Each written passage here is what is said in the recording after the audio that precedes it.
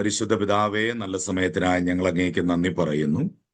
ഞങ്ങളുടെ മൂന്നാമത്തെ ക്ലാസ്സിലേക്ക് ഞങ്ങൾ കടന്നു വരികയാണ്. ഉൽപ്പത്തി മുതൽ വെളിപ്പാട് വരെ പഠിക്കാൻ കർത്താവെ ദൈവവചന പഠന പരമ്പരയായിട്ട് ഞങ്ങൾ ആഗ്രഹിച്ച് മുൻപോട്ട് പോയിക്കൊണ്ടിരിക്കുന്നു. കഴിഞ്ഞ ക്ലാസ്സുകളെ കർത്താവ് അനുഗ്രഹിച്ചല്ലോ. ഈ ക്ലാസ്സിനെയും കർത്താവ് അനുഗ്രഹിക്കണം. കടന്നു വന്ന ഞങ്ങളുടെ കുഞ്ഞുങ്ങളെല്ലാം കർത്താവ് അനുഗ്രഹിക്കണം. ഞങ്ങളുടെ ബുദ്ധിമണ്ഡലങ്ങളെ അവിടുന്ന് തുറക്കണമേ.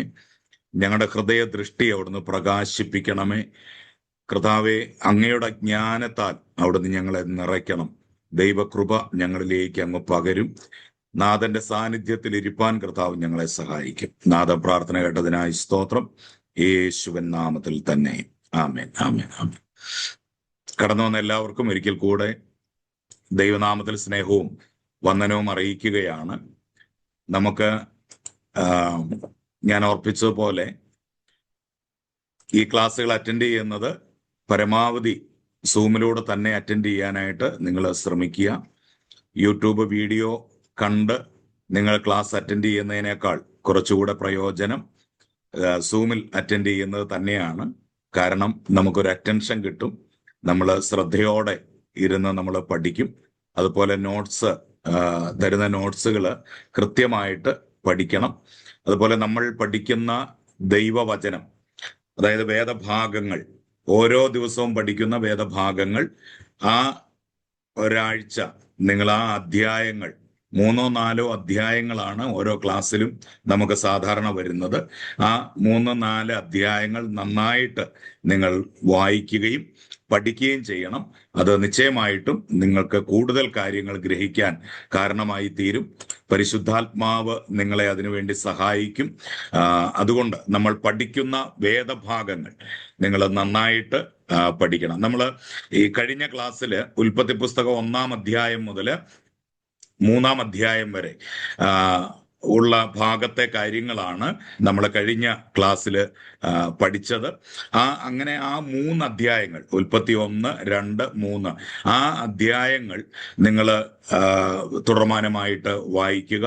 ഇന്ന് 3-ാം അധ്യായത്തിൽ തുടങ്ങി നമ്മൾ മുമ്പോട്ട് പോവുകയാണ്. ഇന്ന് പഠിക്കുന്ന ആ വേദഭാഗങ്ങളും നിങ്ങൾ ഈ വരുന്ന ഒരാഴ്ച നിങ്ങൾ നന്നായിട്ട് പഠിക്കുകയും അതുപോലെ തന്നെ തരുന്ന നോട്ടുകൾ കൃത്യമായിട്ട് പഠിച്ച് ഫോളോ അപ്പ് ചെയ്യുകയും ചെയ്യുക.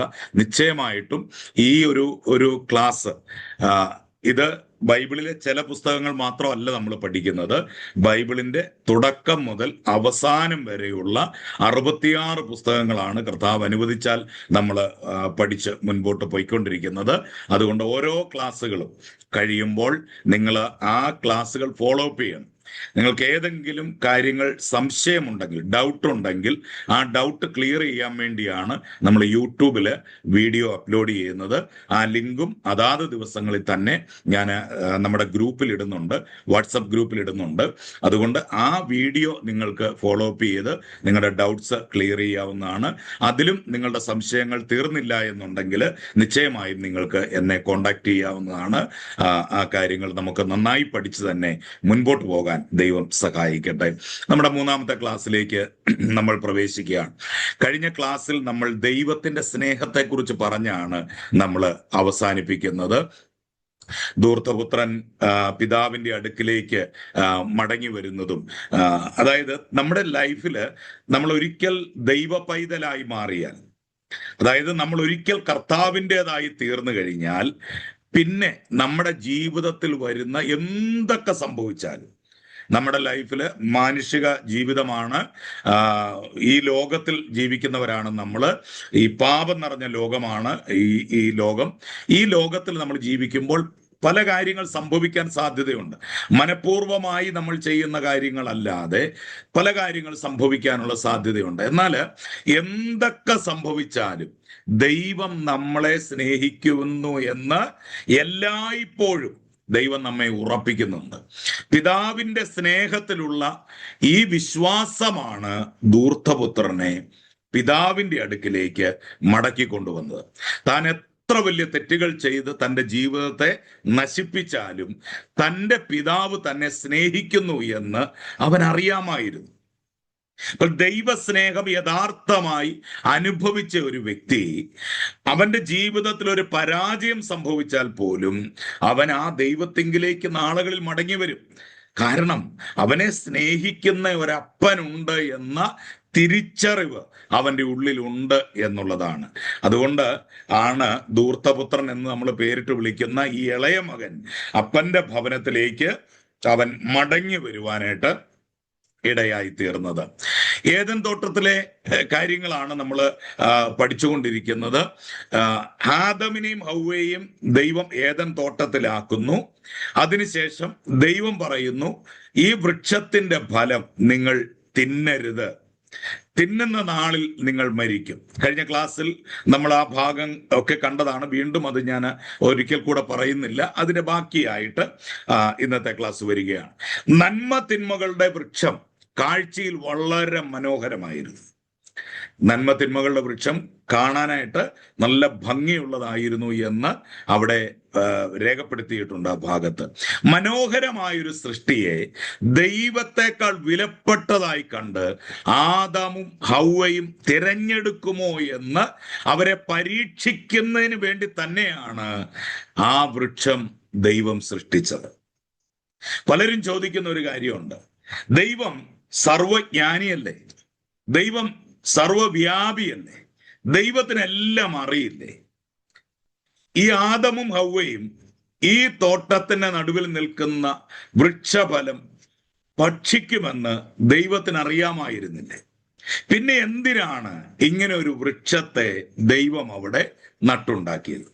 അല്ലെങ്കിൽ എന്തിനാണ് ഈ ഒരു വൃക്ഷത്തെ ദൈവം സൃഷ്ടിച്ചത്? അത് സൃഷ്ടിക്കാതിരുന്നിരുന്നെങ്കിൽ ഈ പ്രശ്നം വല്ലോ ഉണ്ടാകുമായിരുന്നു. എന്തിനാ സത്യത്തിൽ ദൈവം അത് സൃഷ്ടിച്ചത്? ഇത് ദൈവത്തിന് നമ്മളിൽ നിന്ന് അറിയേണ്ട ഒരു കാര്യമുണ്ട്. അതായത് സൃഷ്ടാവിനേക്കാൾ കൂടുതൽ നാം സൃഷ്ടിയെയാണോ സ്നേഹിക്കുന്നത് എന്ന് ദൈവത്തിന് അറിയാം. അപ്പൊ ഇവരെ പരീക്ഷിക്കുന്നതിന് വേണ്ടിയാണ്. ദൈവത്തെക്കാൾ വിലപ്പെട്ടതായി ഇവർക്ക് ഈ തോട്ടത്തിൽ എന്തെങ്കിലും അവർ കണ്ടെത്തുമോ? അല്ലെങ്കിൽ നന്മതിന്മകളുടെ വൃക്ഷം കാഴ്ചയിൽ വളരെ ഭംഗിയുള്ളതാണ്. ഇത് കാണാൻ നല്ല ഭംഗിയാണ് അല്ലെ? ചില ഫ്രൂട്ട്സ് അങ്ങനെയാണ്, കാഴ്ചയിൽ നല്ല ഭംഗിയായിരിക്കും ആ ഫ്രൂട്ട്സിന്. അപ്പം ആ ഫ്രൂട്ട്സ് നമ്മൾ കാണുമ്പോൾ ആ കാഴ്ചയിൽ തന്നെ നമുക്ക് കഴിക്കാനായിട്ട് തോന്നുന്ന ഒരുപാട് ഇനം ഫ്രൂട്ട്സുകൾ ഇന്നും മാർക്കറ്റിൽ അവൈലബിൾ ആണ്. അപ്പം ഇങ്ങനെ ഈ ഫ്രൂട്ട്സ് കാണാൻ വളരെ ഭംഗിയുള്ള ഒരു ഫ്രൂട്ട്സ് ആയിരുന്നു.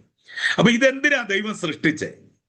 അതായത് എൻ്റെ സൃഷ്ടിയെ എന്നേക്കാൾ അധികം ഈ മനുഷ്യൻ ഇഷ്ടപ്പെടുമോ, സ്നേഹിക്കുമോ എന്ന് ദൈവം പരീക്ഷിക്കുന്നതിന് വേണ്ടി തന്നെയാണ് ദൈവം അതിനെ സൃഷ്ടിച്ചത്. എല്ലാ പ്രലോഭനങ്ങളിലും നിശ്ചയമായും നേരിടുന്നത് ഇത് തന്നെയാണ്. സൃഷ്ടിയെയാണോ സൃഷ്ടാവിനെയാണോ നാം തെരഞ്ഞെടുക്കുന്നത്? ഇന്ന് മനുഷ്യർ ഏറ്റവും കൂടുതൽ തെരഞ്ഞെടുക്കുന്നത് സൃഷ്ടിയെയാണ്. സൃഷ്ടാവിനെ ഒഴിവാക്കുകയും സൃഷ്ടിയെ തെരഞ്ഞെടുക്കുകയും ചെയ്യും. സുന്ദരിയായ ഒരു സ്ത്രീയെ കാണുമ്പോൾ അത് അവൾ ദൈവത്തിന്റെ സൃഷ്ടിയാണ്. സുന്ദരനായൊരു പുരുഷനെ കാണുമ്പോൾ അവൻ ദൈവത്തിന്റെ സൃഷ്ടിയാണ്. എന്നാൽ ദൈവത്തെക്കാൾ കൂടുതൽ അല്ലെങ്കിൽ ദൈവഹിതം പോലും അറിയാതെ തിരഞ്ഞെടുപ്പുകൾ നടത്തുന്നതാണ് ഇന്നത്തെ ഏറ്റവും വലിയ പരാജയം. അത് മാത്രമല്ല, മെറ്റീരിയൽസ്, സ്വർണമാകട്ടെ, ഇതൊക്കെ ദൈവത്തെക്കാൾ കൂടുതലായി നമ്മൾ ഇഷ്ടപ്പെടുകയും അതിനെ സ്നേഹിക്കുകയും ചെയ്യുമോ എന്ന് ദൈവം നോക്കും. മറ്റേതെങ്കിലും സൃഷ്ടിക്കപ്പെട്ട മറ്റേതെങ്കിലും ഒരു വസ്തുവായിരിക്കും നമ്മളെ പ്രലോഭിപ്പിക്കുന്നത്. മനുഷ്യരുടെ മാനവും അംഗീകാരവും തേടുമ്പോൾ അതിന് പകരമായി ദൈവത്തിന്റെ അംഗീകാരം എന്നൊരു കാര്യമുണ്ട്. ഇതൊരു പക്ഷേ മനുഷ്യന്റെ അംഗീകാരം നേടാൻ വേണ്ടി ആയിരിക്കാം നമ്മൾ ഈ സൃഷ്ടിയെ പലപ്പോഴും തിരഞ്ഞെടുക്കുന്നത്. എന്നാൽ മനുഷ്യന്റെ അംഗീകാരം എന്നതിനേക്കാൾ അപ്പുറമായി ദൈവത്തിന്റെ അംഗീകാരം എന്നൊരു കാര്യമുണ്ട്. ഇതിലേതു വേണം? സൃഷ്ടാവിനു മേൽ തിരഞ്ഞെടുക്കുമ്പോൾ നാം പാപം ചെയ്യുകയാണ്. അതായത് ദൈവത്തിന്റെ സൃഷ്ടിയെ ദൈവത്തെക്കാൾ, സൃഷ്ടാവായ ദൈവത്തെക്കാൾ നാം തെരഞ്ഞെടുക്കുമ്പോൾ നാം ദൈവസന്നിധിയിൽ പാപം ചെയ്യുകയാണ് ചെയ്യുന്നത്. സൃഷ്ടാവിനെ തൻ്റെ എല്ലാ സൃഷ്ടിക്കും മേൽ തിരഞ്ഞെടുക്കുമ്പോൾ നാം ജയാളിയാകുകയാണ്. ഈ ലോകത്തിലെ ഏതൊരു ദൈവ സൃഷ്ടിയെക്കാളും വലുതായി ദൈവത്തെ ഞാൻ കാണുമ്പോൾ ഞാൻ വിജയിച്ച ഒരു ദൈവ പൈതലാകുകയാണ്, ഞാൻ വിജയിച്ച ഒരു ക്രിസ്ത്യാനിയായി മാറുകയാണ്. ഇത് വളരെ ലളിതമായ ഒരു കാര്യമാണ്. എന്നാൽ ലോകത്തിലുള്ള അധികം ആളുകളും, അതായത് വിശ്വാസികളടക്കം, ഈ പരീക്ഷയിൽ പരാജയപ്പെട്ടു പോകുന്നു. ഏതാ? സൃഷ്ടാവിനേക്കാൾ കൂടുതൽ സൃഷ്ടിയിലേക്ക് അവർ ആകർഷിക്കപ്പെടുകയും ആ സൃഷ്ടിയെ അവർ സ്നേഹിക്കുകയും ചെയ്യുന്നു. ഇത് വലിയൊരു പരാജയമാണ്. ഇത് പുറത്തുള്ള ആളുകൾ മാത്രമല്ല, വിശ്വാസികളുടെ ഇടയിലും ഇത് സംഭവിക്കുന്നു എന്നുള്ളത് ദുഃഖകരമായ ഒരു വസ്തുതയാണ്. നാം ഒന്നെങ്കിൽ ദൈവത്തിന്റെ ഏതെങ്കിലും സൃഷ്ടിയെ നമ്മൾ തിരഞ്ഞെടുക്കും. ഒന്നെങ്കിൽ ഒരു സൗന്ദര്യമുള്ള ഒരു മുഖമാകട്ടെ, സ്വർണമാകട്ടെ, ഇതിലേതെങ്കിലും ഒക്കെ നമ്മളിങ്ങനെ തിരഞ്ഞെടുക്കും. മനുഷ്യരുടെ അംഗീകാരം ചിലർ കൂടുതൽ ആഗ്രഹിക്കും. മനുഷ്യർ എന്നെ അംഗീകരിക്കണമെന്നും എല്ലാവരും എന്നെ റെസ്പെക്ട് ചെയ്യണമെന്നും അങ്ങനെ ആഗ്രഹിക്കുന്ന ആളുകളുണ്ട്. അങ്ങനെ ആഗ്രഹിക്കുന്ന മനുഷ്യരാണ് ഏറെ. ഇതെല്ലാം കൂടെ ചേർന്ന്, ഒന്നെങ്കിൽ ചിലര് ഒരു സൗന്ദര്യമുള്ള ഒരു മുഖമായിരിക്കാം, അല്ലെങ്കിൽ ഒരു സ്വർണമായിരിക്കാം, അല്ലെങ്കിൽ മനുഷ്യരുടെ അംഗീകാരമായിരിക്കാം. ഇങ്ങനെ പലതിനെയാണ് അവര് ആരാധിക്കുന്നത്. അല്ലെങ്കിൽ ഇവയെല്ലാം ദൈവത്തോട് താരതമ്യപ്പെടുത്തി ചപ്പെന്നും ചവറെന്നും അവരെണ്ണുന്നത്. ഈ രണ്ട് കാര്യങ്ങള് സംഭവിക്കുന്നുണ്ട്. ഒരു ജയാളിയെ സംബന്ധിച്ച് യേശുവിന്റെ സൗന്ദര്യവും അവിടത്തെ അംഗീകാരവും സൃഷ്ടിക്കപ്പെട്ട മറ്റെന്തിനേക്കാൾ അധികം വിലയേറിയതാണ്. ഒരു ദൈവ പൈതലിനെ സംബന്ധിച്ചിടത്തോളം അവൻ ഏറ്റവും വലിയ കാര്യമെന്ന് പറയുന്നത് യേശുവിന്റെ സൗന്ദര്യവും യേശുവിന്റെ അധികാരവും അവൻ സൃഷ്ടിച്ച മറ്റെന്തിനേക്കാൾ അധികം വിലപ്പെട്ടതാണ് എന്ന് അറിയാം. ജീവിതത്തിലെ എല്ലാ തീരുമാനങ്ങളുടെ മുൻപിലും ഈ ഒരു തിരഞ്ഞെടുപ്പ് നടത്തിയാൽ നിങ്ങൾ ഒരു ദൈവപുരുഷനോ സ്ത്രീയോ ആയി മാറും. നിങ്ങൾ വ്യക്തിപരമായി ദൈവത്തെയും ദൈവവചനത്തെയും അപ്പോഴാണ് അറിയുന്നത്. എല്ലാ പ്രലോഭനങ്ങളുടെയും മുൻപിലും ഈ തിരഞ്ഞെടുപ്പ് നടത്തി ഇങ്ങനെ പറയണം. ഇങ്ങനെ തിരഞ്ഞെടുപ്പ്, എല്ലാ തീരുമാനങ്ങളുടെ മുൻപിലും ഇങ്ങനെ ഒരു തിരഞ്ഞെടുപ്പ് നടത്തി ഇങ്ങനെ പറയണം: കർത്താവേ, സകല സൃഷ്ടിക്കും മേലായി ഞാൻ അങ്ങയെ തിരഞ്ഞെടുക്കുന്നു. ഇതൊരു മർമ്മമാണ് പ്രിയരെ. നമ്മുടെ ലൈഫിൽ എന്തൊക്കെ ഭംഗിയുള്ളത്, സൗന്ദര്യമുള്ളത്, കാണാൻ നല്ലത്, നമ്മുടെ മനസ്സിന് ഇഷ്ടപ്പെട്ടത്, ഇങ്ങനെ പല കാര്യങ്ങൾ ഈ ലോകത്തുണ്ട്. എന്നാൽ ഈ കാര്യങ്ങളിലേക്ക് നമ്മൾ പോകുന്നതിന് മുൻപ് ദൈവത്തോട് നമ്മളൊന്ന് പറയണം: കർത്താവേ, സകല സൃഷ്ടിക്കും മേലായി അങ്ങയെ ഞാൻ തിരഞ്ഞെടുക്കുന്നു. അങ്ങ് കഴിഞ്ഞിട്ടുള്ള നന്മകൾ മതി എനിക്ക്, അവിടുന്ന് കഴിഞ്ഞിട്ടുള്ള സൗന്ദര്യം മതി എനിക്ക്. അങ്ങയെ ഞാൻ എല്ലാറ്റിനേക്കാളും മുൻനിർത്തി കാണുന്നു എന്ന് നമ്മൾ പറയണം. ദൈവം നമ്മളിൽ നിന്ന് ആഗ്രഹിക്കുന്ന കാര്യം അതാണ്. ആദാമിന്റെ പാപം എന്തായിരുന്നു?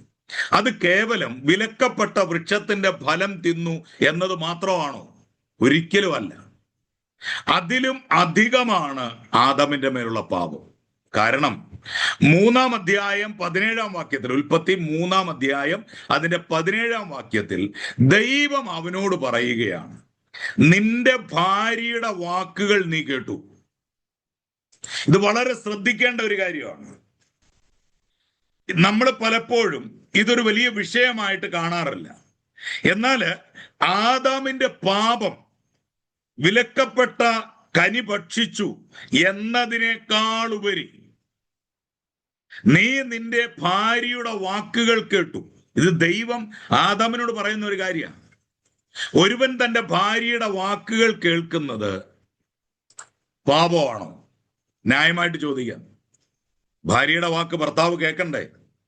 തീർച്ചയായിട്ടും കേൾക്കണം. പിന്നെ എന്താണ് ഇവിടെ അത് പാപം എന്ന് പറയുന്നത്? വളരെ ശ്രദ്ധിക്കണം, വളരെ ശ്രദ്ധിക്കേണ്ട ഒരു സബ്ജക്റ്റാണിത്. അപ്പം ഒരുവൻ തന്റെ ഭാര്യയുടെ വാക്ക് കേൾക്കുന്ന പാപമാണോ? അതെ, അത് ദൈവത്തോട് അനുസരണക്കേട് കാണിക്കുന്നതിലേക്ക് നമ്മെ നടത്തുന്നുണ്ടെങ്കിൽ അത് പാപമാണ്.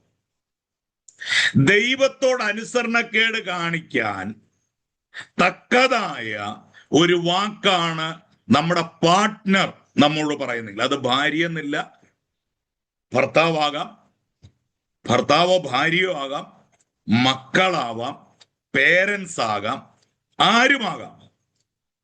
ആദാമിന്റെ മേൽ ഇവിടെയുള്ള ദൈവം കണ്ട മറ്റൊരു പാപം അതായിരുന്നു. ആദാമിന്റെ മേൽ ദൈവം കണ്ട മറ്റൊരു പാപം ഇതായിരുന്നു. അത് ദൈവത്തോട് അനുസരണക്കേട് കാണിക്കുന്നതിലേക്ക് നയിക്കുന്ന വാക്കുകളാണെങ്കിൽ നിശ്ചയമായും അത് പാപം തന്നെയാണ്.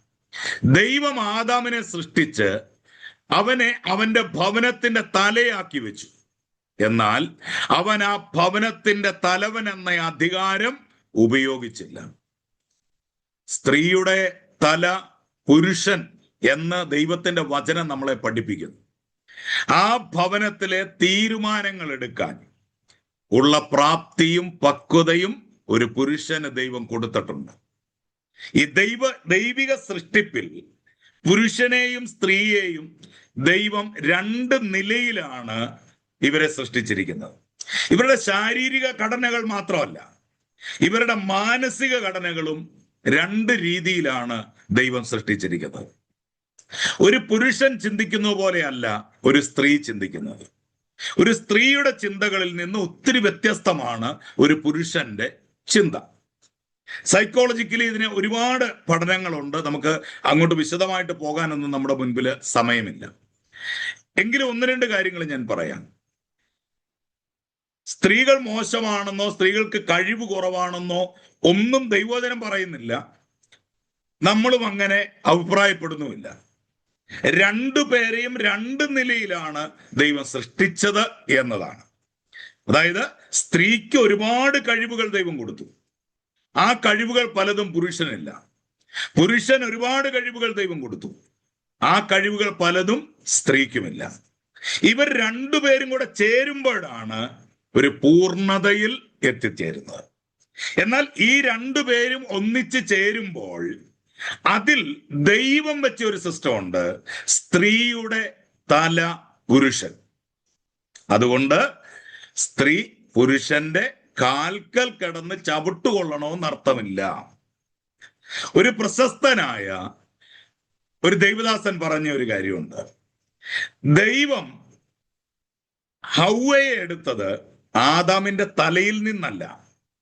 തലയിൽ നിന്നായിരുന്നെങ്കിൽ ആദാം ഹൗവയെ തലയിൽ വെച്ചുകൊണ്ട് നടക്കാമായിരുന്നു. ഹൗവയെ ആദാമിൽ നിന്നെടുത്തത് അവന്റെ കാലിലെ അസ്ഥിയിൽ നിന്നല്ല. ആയിരുന്നെങ്കിൽ അവളെ തറയിലിട്ട് ചവിട്ടാമായിരുന്നു. എന്നാൽ ഹൗവയെ ദൈവം എടുത്തത് ആദാമിന്റെ വാരിയല്ലുകളിൽ ഒന്നെടുത്തിട്ടാണ്. അതായത് ഒരു ഭർത്താവ് തന്റെ ഭാര്യയെ തന്റെ നെഞ്ചോട് ചേർത്ത് നിർത്തണം. ഇതാണ് ദൈവത്തിന്റെ പദ്ധതി, ഇതാണ് ദൈവത്തിന്റെ ഹിതം. എന്നാൽ ഇവരെ ഇരുവരെയും ദൈവം ഒന്നാക്കിയപ്പോൾ ഈ സ്ത്രീയുടെ തലയായി പുരുഷനെ ദൈവമാക്കി വെച്ചു. സ്ത്രീയുടെ തല പുരുഷൻ എന്ന് ദൈവത്തിന്റെ വചനം വ്യക്തമായി പഠിപ്പിക്കുന്നു. അപ്പോൾ ഭാര്യയുടെ വാക്ക് കേൾക്കുന്നത് തെറ്റാണോ? ഒരിക്കലുമല്ല. ഭർത്താവിന്റെ വാക്ക് കേൾക്കുന്നത് തെറ്റാണോ? ഒരിക്കലുമല്ല. ദൈവഹിതമല്ലാത്ത അഭിപ്രായങ്ങൾ വരുമ്പോഴാണ് അവിടെ അത് പാപമായി മാറുന്നത്. ദൈവം തലയാക്കി വെച്ച ആദാം തന്റെ അധികാരം ഉപയോഗിച്ചില്ല. അതായത് ഈ ദൈവത്തോടുള്ള അനുസരണക്കേട് കാണിക്കുന്നത് ആണ് ഭാര്യയുടെ വാക്കെങ്കിൽ ഭർത്താവ് അത് കേൾക്കരുത്. അതാണ് ദൈവം ആഗ്രഹിക്കുന്നത്. അവളെ തിരുത്തുവാൻ, പറഞ്ഞു മനസ്സിലാക്കുവാൻ ആ ഭർത്താവ് ശ്രമിക്കണം. അങ്ങനെ വന്നിരുന്നെങ്കിൽ ഈ ഏദനിൽ ഈ പാപം ഉണ്ടാവില്ലായിരുന്നു. എന്നാൽ ആദാം അതിന് തയ്യാറായില്ല. അവൻ ആ ഭവനത്തിന്റെ തലയാണ് അല്ലെങ്കിൽ തലവനാണ് എന്നുള്ള അധികാരം ആദാം ഉപയോഗിച്ചില്ല. തന്റെ ഭാര്യ പിശാചുമായി നടത്തുന്ന സംഭാഷണം കണ്ട ആദാം അത് കേട്ടുകൊണ്ടിരുന്നതല്ലാതെ അവിടെ തന്റെ ഭാര്യയെ തടയുന്നതിന് ഒരു ശ്രമവും നടത്തിയില്ല. ആദാമിന് വന്ന വലിയൊരു പരാജയമാണത്. അനാവശ്യമായ സന്ദേശങ്ങൾ, അനാവശ്യമായ കൂട്ടുകെട്ടുകൾ, അനാവശ്യമായ ആലോചനകൾ, ഇതൊക്കെ ഭാര്യമാർക്കുണ്ടായാൽ ഭർത്താക്കന്മാർ അത് തടയുക തന്നെ വേണം. ഒരു പ്രോബ്ലം ഉണ്ടാവാതിരിക്കട്ടെ എന്നോർത്ത് നമ്മൾ പലപ്പോഴും മൗനമായിരിക്കുന്നത് നാളുകളിൽ വലിയ അപകടത്തിലേക്ക് പോയി ചാടാനുള്ള സകല സാധ്യതയുണ്ട്.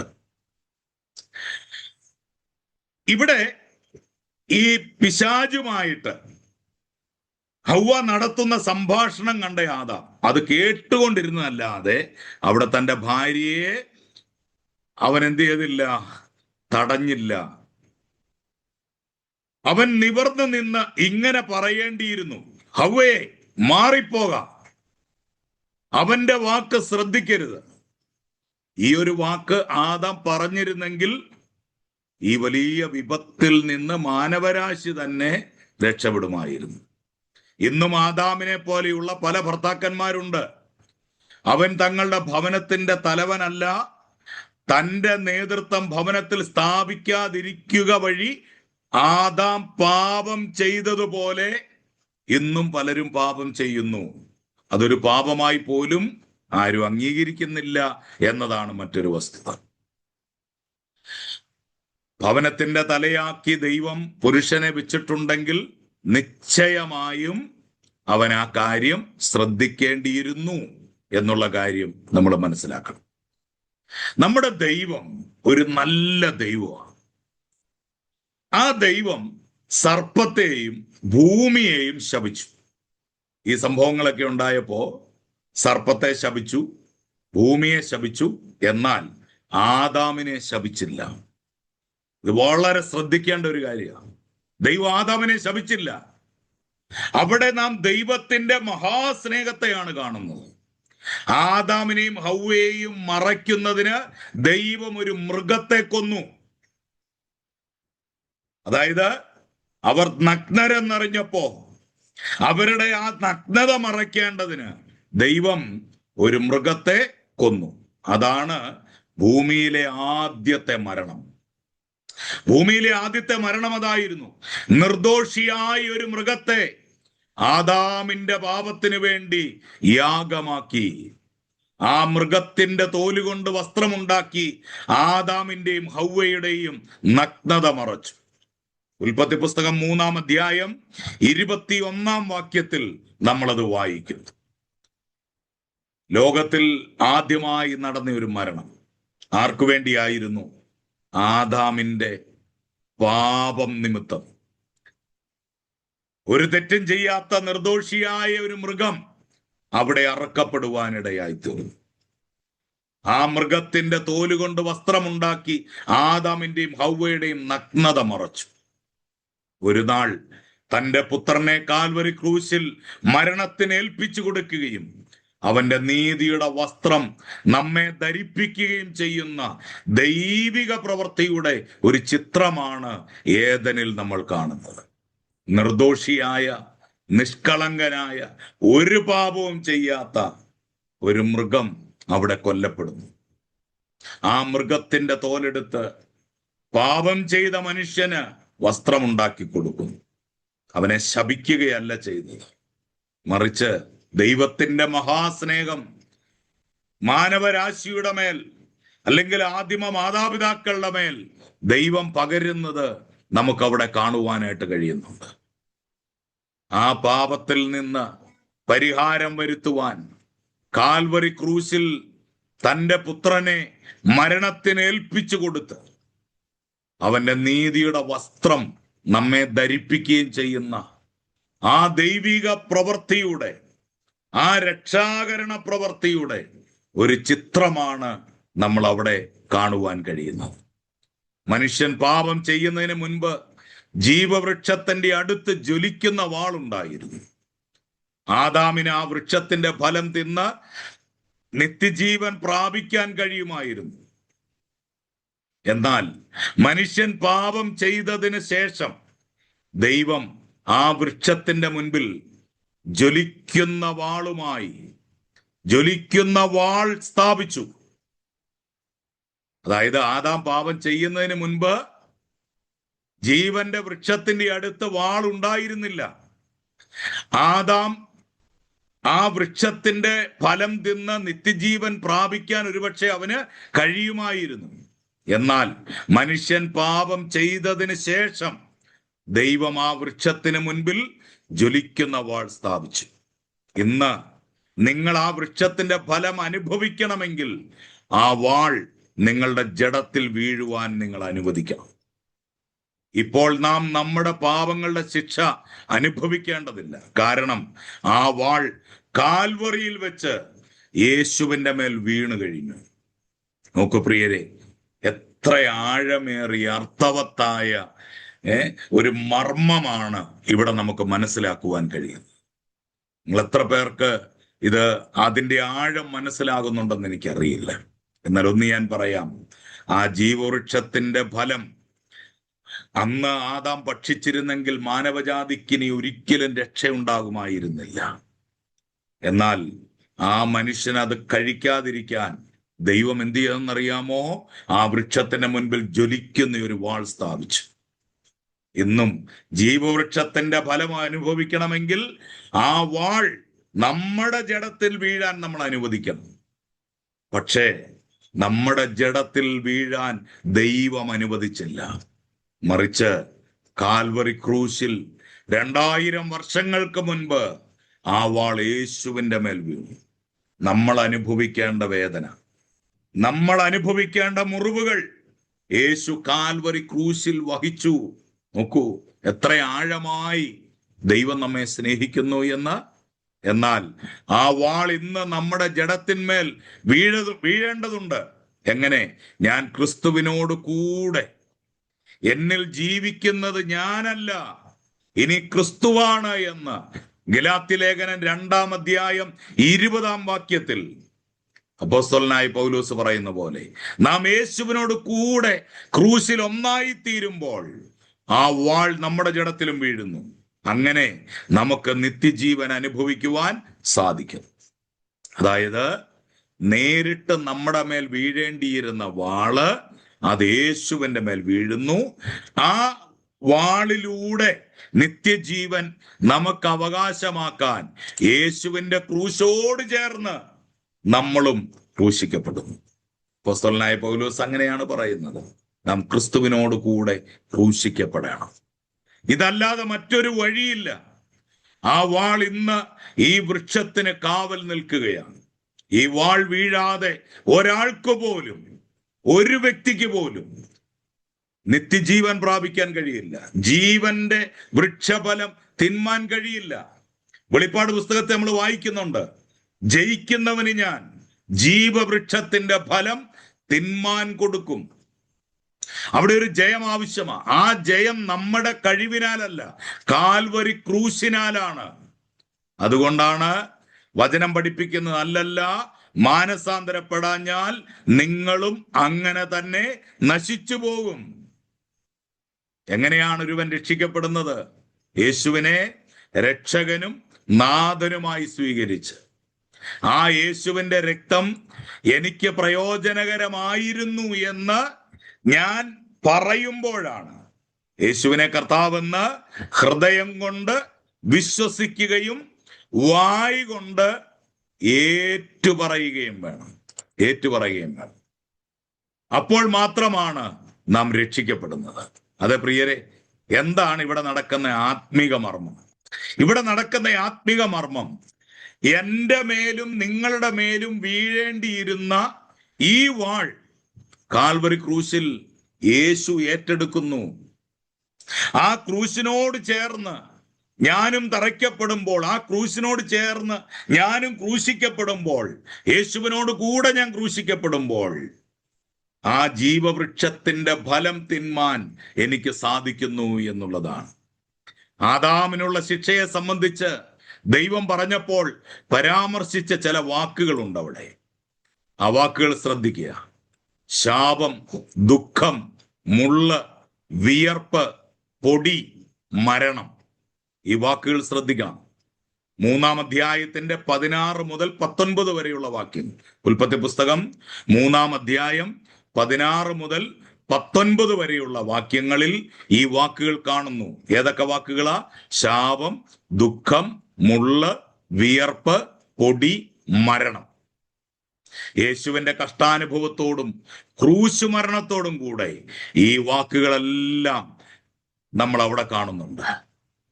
യേശുവിന്റെ കഷ്ടാനുഭവങ്ങൾ യേശു സഹിക്കുമ്പോൾ, ആ ക്രൂശ് മരണം യേശു വഹിക്കുമ്പോൾ ഈ വാക്കുകളെല്ലാം നമ്മൾ അവിടെ കാണും. നോക്കൂ, യേശു ഇതെല്ലാം തൻ്റെ മേൽ വഹിച്ചത് വഴി ആദാമിന്റെയും ഹവ്വയുടെ മേൽ വെച്ചിരുന്ന ശിക്ഷയിൽ നിന്ന് നമുക്ക് പൂർണ്ണ വിടുതൽ ലഭിച്ചു. നോക്കണേ, ഈ പറയപ്പെട്ട മുഴുവൻ വാക്യങ്ങളും, ഈ പറയപ്പെട്ട മുഴുവൻ വാക്കുകളും നമുക്ക് യേശുവിൻ്റെ കഷ്ടാനുഭവത്തിലും ക്രൂശ് മരണത്തിലും നമുക്ക് കാണുവാനായിട്ട് സാധിക്കുന്നുണ്ട്. ഓക്കെ,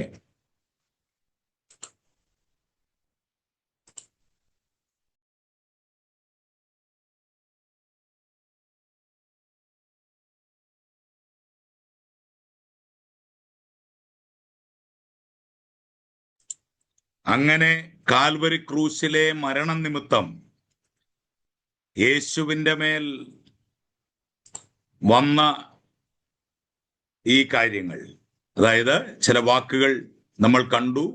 ശാപം, ദുഃഖം, മുള്ള്, വിയർപ്പ്, പൊടി, മരണം.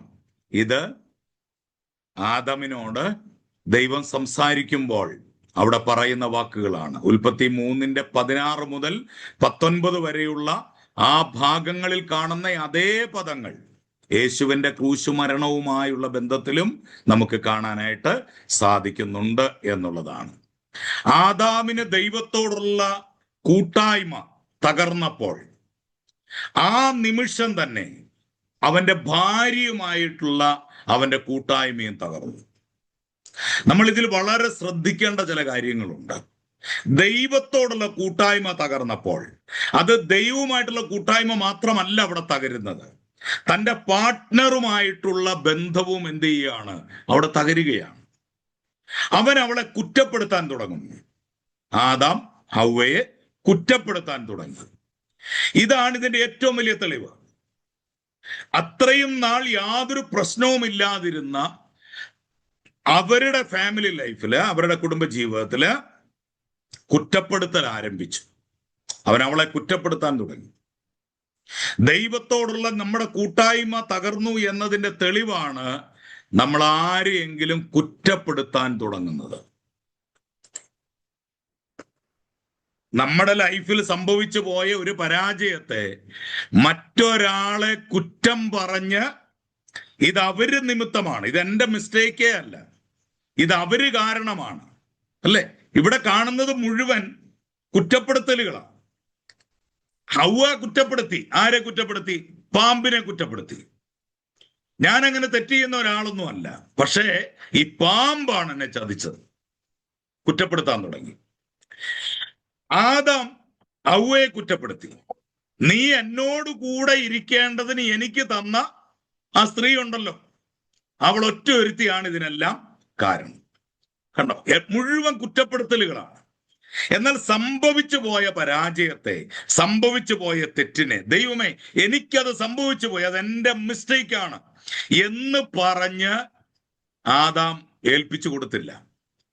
ഇത് ദൈവവുമായിട്ടുള്ള കൂട്ടായ്മ ബന്ധം തകരുന്ന എല്ലാവരുടെയും അനുഭവം ഇത് തന്നെയാണ്. ആദാം ഹവ്വയെ കുറ്റപ്പെടുത്താൻ തുടങ്ങി. ദൈവത്തോടുള്ള നമ്മുടെ കൂട്ടായ്മ തകർന്നു എന്നതിൻ്റെ ലക്ഷണമാണ്, തെളിവാണ് ആരെയെങ്കിലും കുറ്റപ്പെടുത്താൻ തുടങ്ങുന്നത്. നിങ്ങൾ ദൈവത്തോടുള്ള കൂട്ടായ്മയിലാണെങ്കിൽ നിങ്ങൾ ആരെയും കുറ്റപ്പെടുത്തുകയില്ല, ആരെയും വിധിക്കത്തുമില്ല. ഒരു വ്യക്തി ദൈവവുമായിട്ടുള്ള കൂട്ടായ്മ ബന്ധത്തിൽ നിലനിൽക്കുന്ന വ്യക്തിയാണ് എന്നുള്ളതിൻ്റെ ഏറ്റവും വലിയ തെളിവാണിത്. അവൻ ആരുടെയും കുറ്റം പറയല, ആരെയും വിധിക്കത്തില്ല. മറിച്ച് അവൻ സ്വയം വിധിക്കും. എന്റെ മിസ്റ്റേക്ക്, എന്റെ തെറ്റ്, ഞാൻ ചെയ്തു പോയത്, ഞാൻ പറഞ്ഞത്, ഞാൻ കണ്ടത്, ഞാൻ കേട്ടത്, ഞാൻ നിമിത്തം സംഭവിച്ചു പോയത് എന്ന് പറഞ്ഞ് ദൈവസന്നിധിയിൽ ഏൽപ്പിച്ചു കൊടുക്കും. വെളിപ്പാട് പുസ്തകം 12-ാം അധ്യായത്തിൽ നമ്മൾ വായിക്കുന്ന ഒരു വാക്യമുണ്ട്, സകല വിശുദ്ധന്മാരെയും കുറ്റം ചുമത്തുന്ന അപവാദിയായ പിശാച്. അപ്പൊ സഹോദരനെ കുറ്റം വിധിക്കുന്നത് ആരാണ്? സാത്താനാണ്. മറ്റുള്ളവരെ കുറ്റം പറയുന്നത് ആരാണ്? സാത്താനാണ്. അപ്പോൾ സാത്താന്റെ സ്വാധീനം ഒരു വ്യക്തിയുടെ മേൽ വരുമ്പോഴാണ് മറ്റൊരാളെ പഴിയാരുന്നതും മറ്റൊരാളെ കുറ്റപ്പെടുത്തുന്നതും. ദൈവവുമായിട്ടുള്ള ബന്ധത്തിന് വിള്ളലുണ്ടാകുമ്പോഴാണ് ഇതെല്ലാം സംഭവിക്കുന്നത് എന്ന് നാം തിരിച്ചറിയണം. ഇനി 4-ാം അധ്യായത്തിലേക്ക് വരുമ്പോ പിശാചിനെ ശ്രദ്ധിച്ച മറ്റൊരു മനുഷ്യനെ സംബന്ധിച്ച് നമ്മൾ വായിക്കുന്നുണ്ട്. കയീൻ എന്നാണ് അവന്റെ പേര്. കയീന് ജന്മം നൽകിയതിനു ശേഷം ഹൗവ ഇങ്ങനെ പറഞ്ഞു, യഹോവയാൽ ഞാൻ ഒരു പുരുഷ പ്രജയ്ക്ക് ജന്മം നൽകിയിരിക്കുന്നു. ഉൽപ്പത്തി 4:1 നമ്മൾ ആ വാക്യം കാണും. ആ കാലത്ത് ഒരു മനുഷ്യന് ജന്മം നൽകുക എന്നത് ഒരത്ഭുതമായിരുന്നു. ആദ്യത്തെ ജന്മം നൽകലാണ്. അതുവരെ അങ്ങനെ മനുഷ്യൻ എന്ത് ചെയ്തിട്ടില്ല? ജന്മം നൽകിയിട്ടില്ല. ആദാമിന് ഭാര്യയെ ലഭിച്ചത് തന്റെ വാരിയെല്ലുകളിൽ ഒന്നെടുത്തായിരുന്നു. എന്നാൽ അത്ഭുതകരമായ ഒരു സംഭവം നടക്കുക, ഒരു മനുഷ്യന് ജന്മം നൽകുകയാണ്. അതൊരു അത്ഭുതകരമായ കാര്യമായിരുന്നു. ജീവനുള്ള ദേഹിയായി ഭൂമിയിൽ ജനിച്ച ആദ്യ വ്യക്തിയാണ് കയീൻ. അതായത് ജന്മം എടുത്ത്, അല്ലെങ്കിൽ ഒരമ്മയുടെ ഉദരത്തിൽ നിന്ന് ജന്മമെടുത്ത് ഭൂമിയിൽ വന്ന ആദ്യ വ്യക്തിയായിരുന്നു കയീൻ. ദൈവം ഒരു മനുഷ്യനെ സൃഷ്ടിച്ചു, ഞാനും ഒരു മനുഷ്യനെ ഉണ്ടാക്കി. ഇതാണ് ഹൗവ അപ്പോൾ അവിടെ പറഞ്ഞ വാക്ക്. അവൾ പറഞ്ഞ വാക്ക് എന്തായിരുന്നു? യഹോവയാൽ ഞാൻ ഒരു പുരുഷ പ്രജയ്ക്ക് ജന്മം നൽകിയിരിക്കുന്നു. അതായത് ഞാനും ഒരു മനുഷ്യനെ ഉണ്ടാക്കി, ഞാൻ എൻ്റെ ശരീരത്തിൽ നിന്നൊരു മനുഷ്യനെ സൃഷ്ടിച്ചു. നിഗളത്തിന്റെ ആത്മാവാണ് അവിടെ വെളിപ്പെട്ടത്. ഞാൻ ഉണ്ടാക്കി, ഞാൻ സൃഷ്ടിച്ചു. ദൈവം എന്നെ അല്പം സഹായിച്ചു, എന്നാൽ ഞാനാണത് ചെയ്തത്. പലപ്പോഴും നമ്മളൊരു അച്ചീവ്മെന്റിൽ എത്തുമ്പോൾ, നമുക്കൊരു നന്മയുണ്ടാകുമ്പോൾ പലപ്പോഴും നമ്മുടെ മനോഭാവം ഇങ്ങനെയാണെങ്കിൽ അത് വലിയ അപകടത്തിൽ ചെന്ന് കലാശിക്കുമെന്ന കാര്യം മറന്നു പോകരുത്. അവളുടെ മകൻ കയീൻ തെറ്റായ ഈ ആത്മാവോടുകൂടെയാണ് വളർന്നു വന്നത്. ഏതാണ്? അഹങ്കാരിയായ, ഞാൻ സൃഷ്ടിച്ചു, ഞാൻ ഉണ്ടാക്കി എന്നുള്ള അമ്മയുടെ വാക്കുപോലെ ആ കുഞ്ഞ് അങ്ങനെ തന്നെ വളർന്നു. പ്രിയ മാതാപിതാക്കളെ, നമ്മൾ നമ്മുടെ കുഞ്ഞുങ്ങൾക്ക് ജന്മം നൽകി അവരെ വളർത്തുമ്പോൾ നമ്മുടെ മനോഭാവങ്ങളെ നാം പോലും അറിയാതെ കുഞ്ഞുങ്ങൾ പഠിക്കുന്നുണ്ട്. മറ്റുള്ളവരുടെ കയ്പുള്ള മനുഷ്യരാണോ നമ്മൾ പോലും അറിയാതെ നമ്മുടെ കുഞ്ഞുങ്ങളുടെ ഉള്ളിൽ മറ്റുള്ളവരുടെ കയ്പുണ്ടാകും. ആളുകളോട് വഴക്കുണ്ടാക്കുന്ന ആളുകളാണോ നമ്മൾ? ഉറപ്പായിട്ടും നമ്മുടെ കുഞ്ഞുങ്ങളും ആളുകളോട് വഴക്കുണ്ടാക്കുന്നവരായിരിക്കും. നമ്മൾ ചതിക്കുന്നവരാണോ? നിശ്ചയമായും നമ്മുടെ കുഞ്ഞുങ്ങളും മറ്റുള്ളവരെ ചതിക്കുന്നതായിരിക്കും. നമ്മൾ ആളുകളെ വേദനിപ്പിക്കുന്നവരാണെങ്കിൽ നിശ്ചയമായും നമ്മുടെ കുഞ്ഞുങ്ങളും മറ്റുള്ളവരെ വേദനിപ്പിക്കും. എന്താണോ പേരൻസിലുള്ളത് അതാണ് കുഞ്ഞുങ്ങളിലേക്ക് എത്തുന്നത്. ഞാൻ എപ്പോഴും പറയുന്ന ഒരു എക്സാമ്പിൾ ഉണ്ട്. ഒരു പൈപ്പ് തുറക്കുമ്പോൾ ആ പൈപ്പിൽ നിന്ന് വരുന്ന വെള്ളം ശുദ്ധജലമാണോ മലിനജലമാണോ എന്ന് നിർണയിക്കുന്നത് ആ പൈപ്പല്ല, മറിച്ച് ഈ പൈപ്പിന്റെ അങ്ങേ തല കണക്ട് ചെയ്തിരിക്കുന്ന ഒരു ടാങ്ക് ഉണ്ട്, ഒരു വാട്ടർ ടാങ്ക് ഉണ്ട്. ആ വാട്ടർ ടാങ്കിൽ എന്താണോ ഉള്ളത് അതേ ഈ പൈപ്പിലൂടെ വരത്തുള്ളൂ. ഇത് തന്നെയാണ് മക്കളെ, നമ്മൾ ആ പൈപ്പായിട്ട് കണക്ക് കൂട്ടു, നമ്മൾ വാട്ടർ ടാങ്ക് ആയിട്ട് കണക്ക് കൂട്ടു. നമ്മളിൽ എന്തുണ്ടോ അതായിരിക്കും നമ്മുടെ കുഞ്ഞുങ്ങളിലൂടെ പുറത്തു വരുന്നത്. ടാപ്പ് തുറന്നപ്പോൾ മലിനജലം വന്നു എന്ന് പറഞ്ഞ് ടാപ്പിനോട് വഴക്കുണ്ടാക്കിയിട്ട് കാര്യമില്ല, ടാപ്പിനെ അടിച്ചിട്ട് കാര്യമില്ല, ആ ടാപ്പിനെ മുറിച്ചു മാറ്റിയിട്ടും കാര്യമില്ല. പക്ഷേ ഈ ടാപ്പിന്റെ അങ്ങേ തലയ്ക്കൽ ഉള്ള ഒരു വാട്ടർ ടാങ്ക് ഉണ്ടല്ലോ, അവനാണ് ഇതിനെല്ലാം കാരണക്കാരൻ, അവനാണ് ഇതിന്റെ കുഴപ്പക്കാരൻ. അപ്പോൾ മാതാപിതാക്കൾ എന്താണോ അതായിരിക്കും മക്കൾ. ഞങ്ങളുടെ നാട്ടിലേക്ക് ഒരു ചൊല്ലുണ്ട്, ഏത്തവാഴയുടെ ചുവട്ടിൽ പാളയൻ തൊടൻ വിത്തുണ്ടാവില്ല എന്ന്. അതായത് ഏത്തവാഴയുടെ ചുവട്ടിൽ ഏത്തവാഴ തയ്യേ ഉണ്ടാകത്തുള്ളൂ, ഏത്തവാഴ കുഞ്ഞേ ഉണ്ടാകത്തുള്ളൂ. അല്ലാതെ ഏത്തവാഴയുടെ ചുവട്ടിൽ പാളയൻ തൊടൻ ഉണ്ടാകണമെന്നും പറഞ്ഞിരുന്നാൽ അത് നടക്കുന്ന കാര്യമല്ല. നമ്മൾ എന്താണോ അതായിരിക്കും നമ്മുടെ മക്കൾ. ഇവിടെ നോക്കൂ, ആദ്യമായിട്ട് ഭൂമിയിൽ ഒരു കുഞ്ഞിന് ജന്മം നൽകുമ്പോൾ ഹവ്വ പറഞ്ഞു, ഞാൻ ഉണ്ടാക്കി, ഞാൻ സൃഷ്ടിച്ചു. അവളുടെ അഹങ്കാര മനോഭാവം തൻ്റെ തലമുറയിലേക്കും വന്നു എന്നുള്ളതാണ്. ഞാനാണത് ചെയ്തത്. അവളുടെ മകൻ കയീൻ തെറ്റായി ആത്മാവോടുകൂടെയാണ് അവൻ വളർന്നു വന്നത്.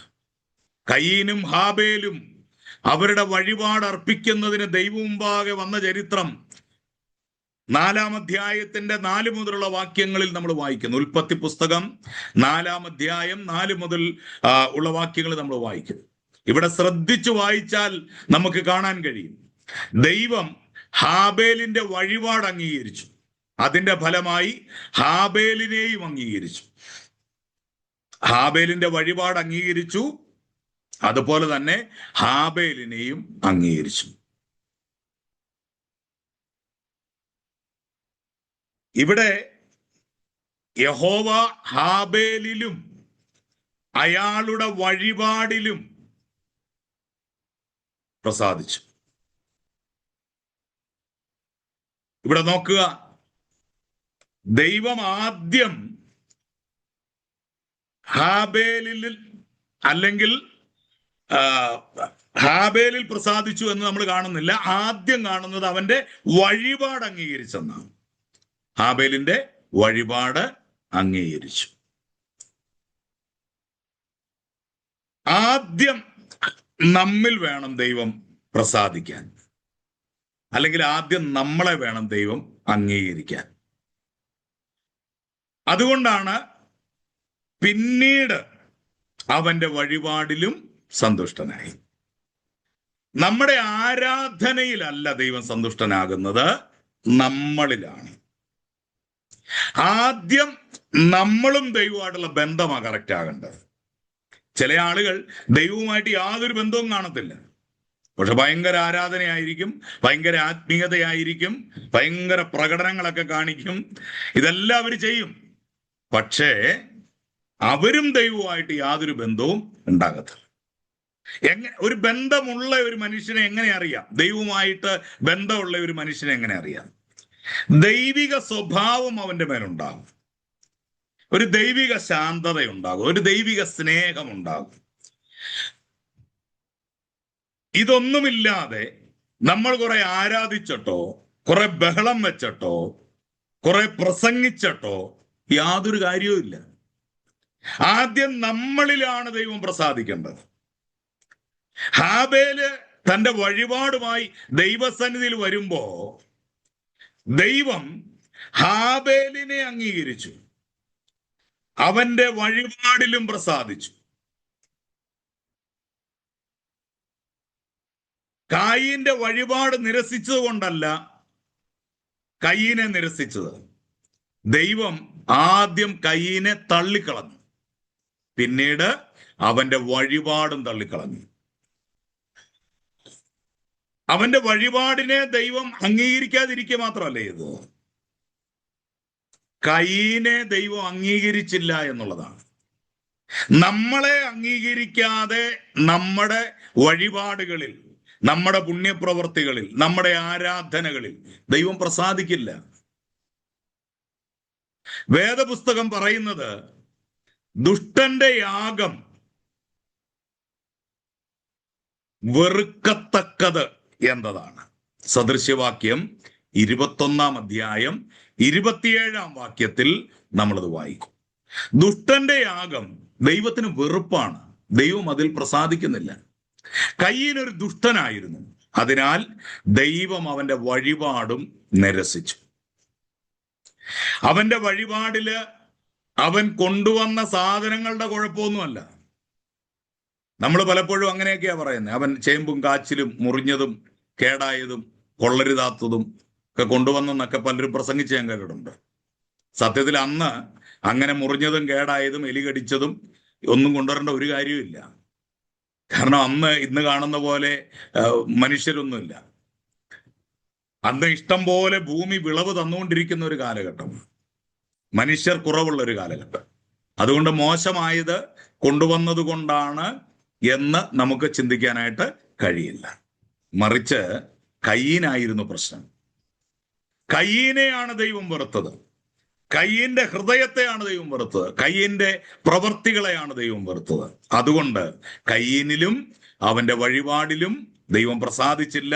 ദൈവം അതിനെ നിരസിച്ചു കളഞ്ഞു. കയീൻ കോപിച്ചപ്പോൾ അവൻ അപകടത്തിലാണെന്ന് ദൈവം അവന് മുന്നറിയിപ്പ് കൊടുത്തു. അവന് പെട്ടെന്ന് കോപം വന്നു. ദൈവം അവന് മുന്നറിയിപ്പ് നൽകി. ഏദനിൽ ദൈവം ആദാമിനെ അന്വേഷിച്ചു വന്നു. ഇപ്പോൾ അവിടുന്ന് കയീനെ അന്വേഷിച്ചു വന്നു. ദൈവം എപ്പോഴും വീഴുന്ന മനുഷ്യനെ അന്വേഷിച്ചു വരുന്നവനാണ്. വീണുപോയ മനുഷ്യരെ അന്വേഷിച്ചാണ് യേശുവും ഈ ഭൂമിയിലേക്ക് വന്നത്. നാം പിന്മാറ്റത്തിലാകുമ്പോഴും നാം വഴിതെറ്റിപ്പോകുമ്പോഴും നമ്മെ അന്വേഷിച്ചു വരുന്ന ഒരേ ഒരാൾ ദൈവം മാത്രമാണ്. വേറെ ആരും നമ്മളെ അന്വേഷിച്ചു വരില്ല. അത് നമുക്ക് വലിയ ഉത്സാഹം തരുന്ന കാര്യമാണ്. ദൈവം വന്ന് കയീന് മുന്നറിയിപ്പ് നൽകുന്നു. എന്നാൽ കയീൻ ആ മുന്നറിയിപ്പ് ചെവിക്കൊണ്ടില്ല. അവന്റെ ഹൃദയവാതിൽക്കൽ കിടന്ന പാപം അവന്റെ ഉള്ളിലേക്ക് വന്ന് അവനെ നശിപ്പിക്കുന്നതിന് അവൻ അനുവദിച്ചു. പാപം നിന്റെ വാതിൽക്കലോളം എത്തിയിട്ടുണ്ട്. അതിന്റെ ആഗ്രഹം നിന്നോടാണ്. നീ അതിനെ കീഴടക്കണം. ദൈവം കൊടുത്ത മുന്നറിയിപ്പ് കയീൻ അവഗണിച്ചു കളഞ്ഞു. കയീൻ അത് ഏറ്റെടുത്തില്ല. കയീനെ, നിനക്കിപ്പോൾ രക്ഷപ്പെടാനുള്ള സമയമാ.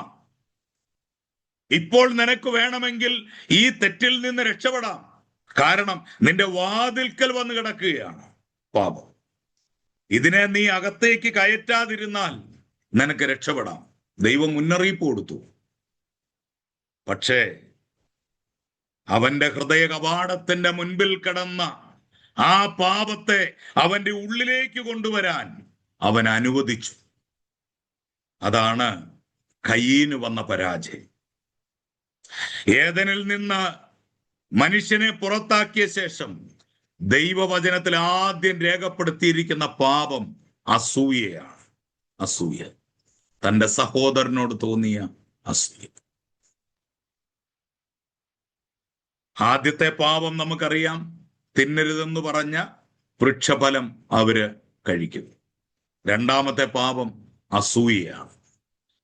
ദൈവം അധികം അനുഗ്രഹിച്ച ഒരു ഇളയ സഹോദരനോടുള്ള അസൂയ. ദൈവം അനുഗ്രഹിച്ചവനോട് മറ്റുള്ളവർക്ക് തോന്നുന്ന ഒരു അസൂയ ഉണ്ടല്ലോ, ഇന്നത്തെ കാലത്തും അത് തന്നെയാണ്. ദൈവം നമ്മളെ ഒന്ന് അനുഗ്രഹിച്ചാൽ, ഒരു നന്മ നമുക്കുണ്ടായാൽ, ഒരു ഭൗതിക നന്മ നമുക്കുണ്ടായാൽ, നമ്മളൊന്ന് ഒരുങ്ങി നടന്നാൽ, നമ്മൾ വൃത്തിയായിട്ട് നടന്നാൽ, നമ്മൾ അനാവശ്യ കൂട്ടുകെട്ടുകളിൽ പോകാതിരുന്നാൽ, ആളുകൾക്ക് നമ്മളോട് തോന്നുന്ന ഒരു അസൂയുണ്ട്. നമ്മൾ വിചാരിക്കും എല്ലാവർക്കും നമ്മളോട് അങ്ങ് സ്നേഹമാണ്, എല്ലാവർക്കും നമ്മളെ അങ്ങ് ഇഷ്ടമാണ്. കാരണം എന്താ? എൻ്റെ സ്റ്റാറ്റസിന് ഒത്തിരി ലവ് കിട്ടി, അതുകൊണ്ട് ലവ് ഇട്ടവരല്ല എന്നെ അങ്ങ് ഒത്തിരി ഇഷ്ടപ്പെടുന്നവരാണ്. ഈ ലവ് ഇട്ടവന്റെ ഹൃദയത്തിലായിരിക്കും ഏറ്റവും കൂടുതൽ നിങ്ങളോട് അസൂയുള്ളത്. ആ ഫോട്ടോയ്ക്ക് കമന്റ് ഇട്ടവർക്കായിരിക്കും നിങ്ങളോട് ഏറ്റവും കൂടുതൽ അസൂയുള്ളത്. അത് മനസ്സിലാക്കാതെ പോകരുത്. അപ്പൊ ഹാബേലിനോട് കയീന് തോന്നിയ ഒരസൂയ. കയീന്റെ വഴിയെ പോകാതിരിക്കണമെങ്കിൽ നിങ്ങളെക്കാൾ ചെറുപ്പമായ ഒരു സഹോദരൻ കൂടുതൽ അനുഗ്രഹിക്കപ്പെടുന്നതും ദൈവത്താൽ കൂടുതൽ അഭിഷേകം ചെയ്യപ്പെടുന്നതും കാണുമ്പോൾ അവനോട് അസൂയപ്പെടാതിരിക്കാൻ ശ്രദ്ധിക്കണം. ചില ആളുകൾക്ക് അസൂയ. അവർ പറയും ഞങ്ങൾ 4ാം തലമുറയാണ്, ഞങ്ങൾ 3ാം തലമുറയാണ്, ഞങ്ങൾ 2ാം തലമുറയാണ്, ഞങ്ങൾക്കില്ലാത്തത് ഇപ്പൊ വന്ന ഇവൻ എന്താ. ഇത് അസൂയയിൽ നിന്നുണ്ടാകുന്നത്. ഇതൊരു വലിയ ശാപമായി മാറും. ഇത് അസൂയയാണ്. എന്നേക്കാൾ ഒരു ഇളയ സഹോദരൻ, എന്നേക്കാൾ പ്രായം കുറഞ്ഞവൻ, എന്നേക്കാൾ ആത്മീയ ജീവിതത്തിൽ പ്രായം കുറഞ്ഞ ഒരു വ്യക്തി, അവനെ ദൈവം ഉപയോഗിക്കുന്നത് കാണുമ്പോ ഞാൻ സന്തോഷിക്കുകയാണ് വേണ്ടത്. കർത്താവേ, നീ അവനെ ഉപയോഗിക്കുന്നല്ലോ, നീ അവനിലൂടെ വലിയ കാര്യങ്ങൾ ചെയ്യുന്നല്ലോ കർത്താവേ എന്ന് പറഞ്ഞ് നമ്മൾ അഭിമാനിക്കുകയാണ്, സന്തോഷിക്കുകയാണ് ചെയ്യേണ്ടത്. ദൈവം ഇവിടെ കയ്യിനോട് പറയുന്നത് ശ്രദ്ധിക്കണം. ഇപ്പോൾ നീ ശപിക്കപ്പെട്ടവനായി. 4-ാം അധ്യായം 11-ാം വാക്യത്തിൽ, ഉൽപ്പത്തി 4:11 നീ ശപിക്കപ്പെട്ടവനായി. എന്തുകൊണ്ടാണ് ദൈവം ആദാമിനെ ശപിക്കാതിരുന്നത്? ദൈവം ആദാമിനെ ശപിക്കാതിരിക്കുകയും കയീനെ ശപിക്കുകയും ചെയ്തത് എന്തുകൊണ്ടാണ്? ആദാമിന്റെ കാര്യത്തിൽ ദൈവം ആദാമിനെ അല്ല, ഭൂമിയെയാണ് ശപിച്ചത്. ആദാം പാപം ചെയ്തപ്പോഴേ ആദാമിനെ അല്ല ദൈവം ശപിച്ചത്, ഭൂമിയെയാണ്. എന്നാല് കയീൻ പാപം ചെയ്തപ്പോ ദൈവം ഭൂമിയെ അല്ല ശപിച്ചത്, ആകാശത്തെ അല്ല ശപിച്ചത്, കയീനെ ശപിച്ചു. അതിന്റെ കാരണം എന്താ? കയീൻ പാപം ചെയ്തപ്പോൾ അവൻ മറ്റൊരാൾക്കു കൂടെ ദോഷം ചെയ്തു. അതാണ് സംഭവിച്ചത്. ആദാം പാപം ചെയ്തപ്പോ മറ്റൊരാൾക്കുള്ള ഒരു ദോഷമല്ല, അവനിലേക്ക് വന്ന ഒരു ദോഷമായിരുന്നു അത്. എന്നാല് കയീൻ പാപം ചെയ്തപ്പോ അത് മറ്റൊരാൾക്കു കൂടെ ദോഷമായിട്ട് വന്നു. മദ്യപിക്കുക, പുകവലിക്കുക എന്നിങ്ങനെയുള്ള പാപങ്ങൾ നിങ്ങളെ തന്നെ നശിപ്പിക്കുകയാണ് ചെയ്യുന്നത്. നിങ്ങൾ നിങ്ങളോട് തന്നെ ദോഷം ചെയ്യുന്നു. എന്നാൽ നിങ്ങൾ പരദൂഷണം പറയുമ്പോൾ മറ്റൊരാൾക്ക് കൂടെ ദോഷം ചെയ്യുന്നു. ഇന്ന് മദ്യപാനി ദൈവരാജ്യം അവകാശമാക്കുകയില്ലെന്ന് മൈക്യം വെച്ച് കെട്ടി നാട് നീളെ പറഞ്ഞുകൊണ്ട് നടക്കുന്നതിനിടയിൽ പരസ്പരം പരദൂഷണം പറയും. ഈ പോകുന്ന പോക്കില് വണ്ടിയിലിരുന്ന് പരസ്പരം പരദൂഷണം പറയും.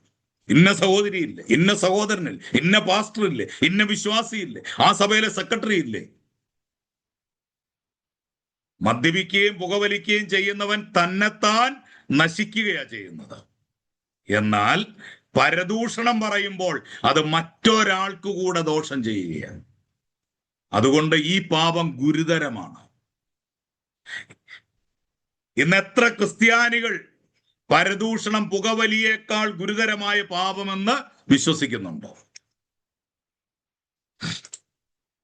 അവർക്കെല്ലാം വലിയ പാപം മദ്യപിക്കുന്നതും പുകവലിക്കുന്നതും മാത്രം. അതുകൊണ്ട് മദ്യപാനവും പുകവലിയും നല്ലതാണെന്നോ അത് പാപമല്ലെന്നോ അല്ല, നിശ്ചയമായിട്ടും അത് തെറ്റാണ്, അത് നമ്മൾ ചെയ്യാനും പാടില്ല. എന്നാൽ അതിനേക്കാൾ ഭീകരമായ ഗുരുതരമായ പാപമാണ് പരദൂഷണം പറയുന്നത്. കാരണം അത് മറ്റൊരാൾക്ക് കൂടെ ദോഷം ചെയ്യുന്നുണ്ട്. ദൈവത്തിന്റെ ദൃഷ്ടിയിൽ മറ്റൊരാൾക്ക് ദോഷം വരുത്തുന്ന പാപം നിങ്ങൾക്ക് മാത്രം ദോഷം വരുത്തുന്ന പാപത്തെക്കാൾ വളരെ വലിയ ഗുരുതരമായ കാര്യമാണ്. അതിനാലാണ് കയീൻ ശപിക്കപ്പെട്ടത്. ആദാമിനെ ദൈവം ശപിച്ചില്ല, കയീനെ ദൈവം ശപിച്ചു. എന്താ കാര്യം? ആദാം തന്നെത്താൻ അപകടം ക്ഷണിച്ചു വരുത്തി പാപം ചെയ്തു. എന്നാൽ കയീൻ ചെയ്തത് അവൻ തന്നെത്താൻ നശിക്കുകയല്ല ചെയ്തത്, അത് മറ്റൊരാൾക്ക് ദോഷമായി അവൻ ചെയ്തു. അതുകൊണ്ട് കയീൻ ശപിക്കപ്പെട്ടു. അതിനാൽ നിങ്ങൾക്ക് മറ്റൊരാൾക്ക് ദോഷം ചെയ്യുമ്പോൾ അത് വളരെ ഗൗരവമായി എടുക്കണം. നമ്മൾ മറ്റൊരാൾക്ക് ഒരു കാരണവശാലും ദോഷം ചെയ്യാൻ പാടില്ല. അത് ശപിക്കപ്പെടാനുള്ള സാധ്യതയുണ്ട്. ദൈവം കയീനോട് പറഞ്ഞു, നിന്റെ സഹോദരന്റെ രക്തം ഭൂമിയിൽ നിന്ന് എന്നോട് നിലവിളിക്കുകയാണ്. 4-ാം അധ്യായം 10-ാം വാക്യത്തിൽ നമ്മൾ അങ്ങനെയാണ് വായിക്കുന്നത്. നിന്റെ സഹോദരന്റെ രക്തം ഭൂമിയിൽ നിന്ന് എന്നോട് നിലവിളിക്കുന്നു. നിങ്ങൾ പരദൂഷണത്താൽ ആരുടെ പേരാണോ നശിപ്പിച്ചത്, അയാളുടെ രക്തം ദൈവത്തോട് നിലവിളിക്കുന്നു. നിങ്ങൾ ഈ പാപം ദൈവത്തോട് ഏറ്റുപറഞ്ഞ് ക്ഷമ ചോദിക്കുന്നതിനോടൊപ്പം ആർക്കെതിരെയാണോ നിങ്ങൾ പരദൂഷണം പറഞ്ഞത് അയാളോടും ക്ഷമ ചോദിക്കുന്നത് വരെ നിങ്ങളുടെ പാപം ദൈവത്തോട് നിലവിളിച്ചുകൊണ്ടേയിരിക്കും. ഹല്ലേലൂയ. ഇതൊരു ചെറിയ കാര്യമല്ല. സ്വയമായിട്ട് നശിക്കുന്നതിനേക്കാൾ ഭീകരമാണ് മറ്റൊരാളെ നശിപ്പിക്കുന്നത്, മറ്റൊരാളെ കുറിച്ച് അപവാദ പ്രചരണം നടത്തുന്നത്, മറ്റുള്ള ആളുകളോട് പരദൂഷണം പറയുന്നത്. അത് ഏറ്റവും വലിയ അപകടകരമാണ്.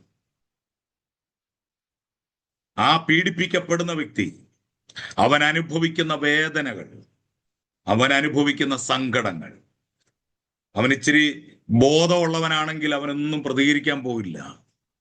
അവൻ ദൈവത്തെ അറിയാവുന്നവനാണെങ്കിൽ അവൻ പ്രതികരിക്കാൻ പോവില്ല. പക്ഷേ ഈ പാപം ദൈവത്തോട് നിലവിളിച്ചുകൊണ്ടിരിക്കും. അതൊരു ശാപമായി പരിണമിപ്പാനുള്ള സകല സാധ്യതകളുമുണ്ട്. കയീൻ ശപിക്കപ്പെട്ടപ്പോൾ അവൻ പറഞ്ഞു, എന്റെ ശിക്ഷ എനിക്ക് വഹിക്കാവുന്നതിലും അധികമാണ്. ഇത് നരകത്തിലേക്ക് പോകുന്ന എല്ലാവരുടെയും ഭാഷയാണ്.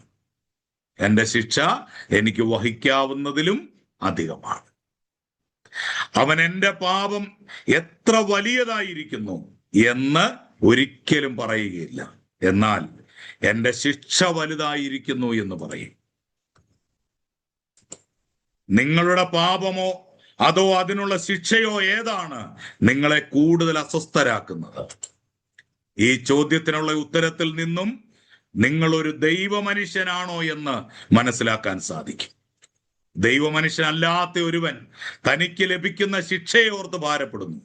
എന്നാൽ ഒരു ദൈവമനുഷ്യൻ തൻ്റെ പാപത്തെ ഓർത്ത് ഹൃദയം തകർന്നവനായിരിക്കും.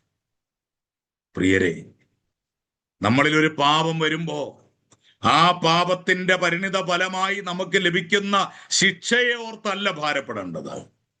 ഞാൻ ചെയ്തു പോയ പാപത്തെ ഓർത്ത്, എന്നിൽ സംഭവിച്ച തെറ്റിനെ ഓർത്ത് ഹൃദയം തകർന്നവനെയാണ് ദൈവം അംഗീകരിക്കുന്നത്. അവനെയാണ് ദൈവം സ്നേഹിക്കുന്നത്.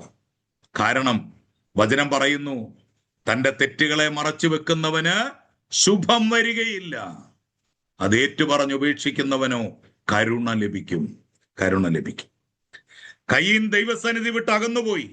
അതിനാൽ അവന്റെ സന്തതികളും അങ്ങനെയായി തീർന്നു. അവന്റെ ഒരു മകൻ കൊലപാതകിയായി.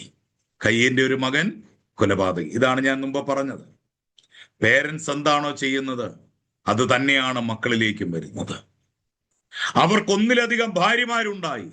അവൻ ഉല്ലാസത്തിന് സ്വയം വാദ്യോപകരണങ്ങൾ ഉണ്ടാക്കി. റോക്ക് സംഗീതത്തിന്റെയും ഇന്ന് ലോകത്ത് കാണുന്ന എല്ലാത്തരം വിനോദങ്ങളുടെയും തുടക്കം നമ്മൾ അവിടെയാണ് കാണുന്നത്. എന്തിനാ?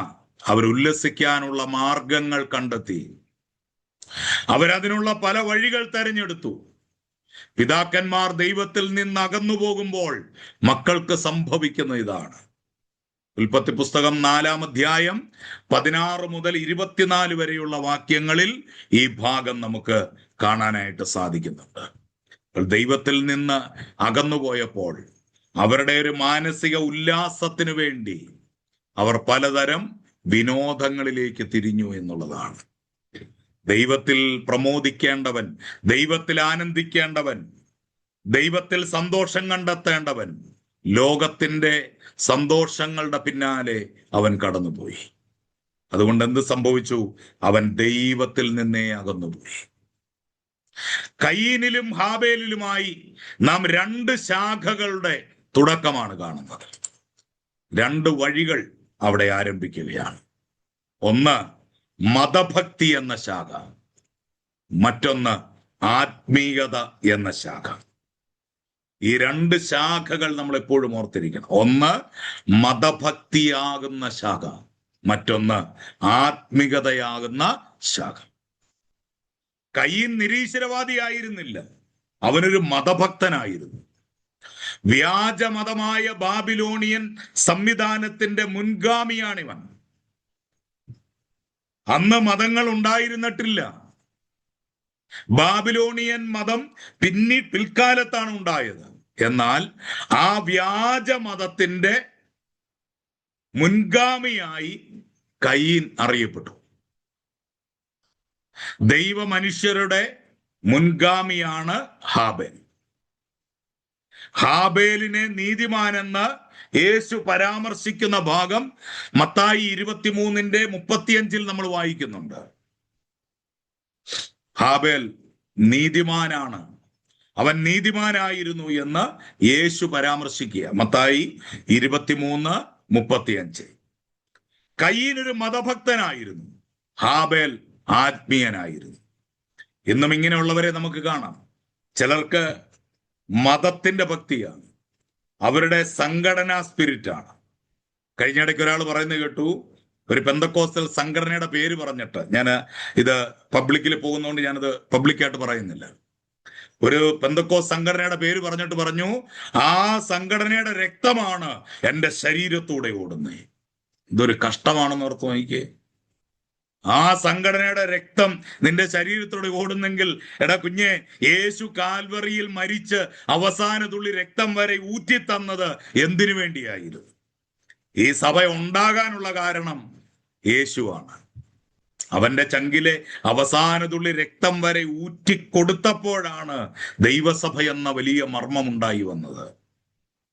ഇന്ന് ആ സഭകൾ പലതായി വിഘടിച്ച് പല പേരുകളിൽ അറിയപ്പെട്ട് അതിനകത്ത് തമ്മിത്തല്ലും കമ്മിറ്റിയും അടിയും ബഹളവും എല്ലാം ഉണ്ടാക്കിയിട്ട് ഒരു കൂസലുമില്ലാതെ ഒരു നാണവും ഇല്ലാതെ വന്നു നിന്നിട്ട് പറയുക, ആ സംഘടനയുടെ രക്തമാണ് എൻ്റെ ശരീരത്തോട് ഓടുന്നതെന്ന്.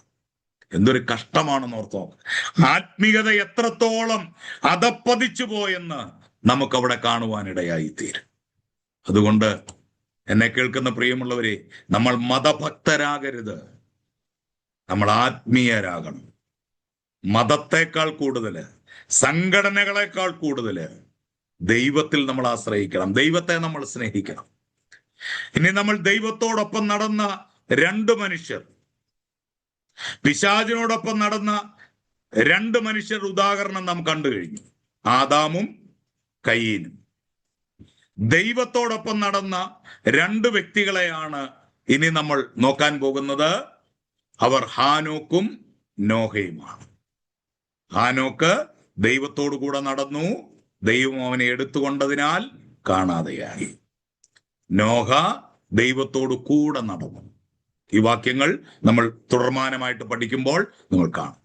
അങ്ങനെ പിശാചിനോടൊപ്പം നടന്ന 2 മനുഷ്യർ, ആദാമും കയീനും. ദൈവത്തോടൊപ്പം നടന്ന 2 വ്യക്തികൾ, ഹാനോക്കും നോഹയും.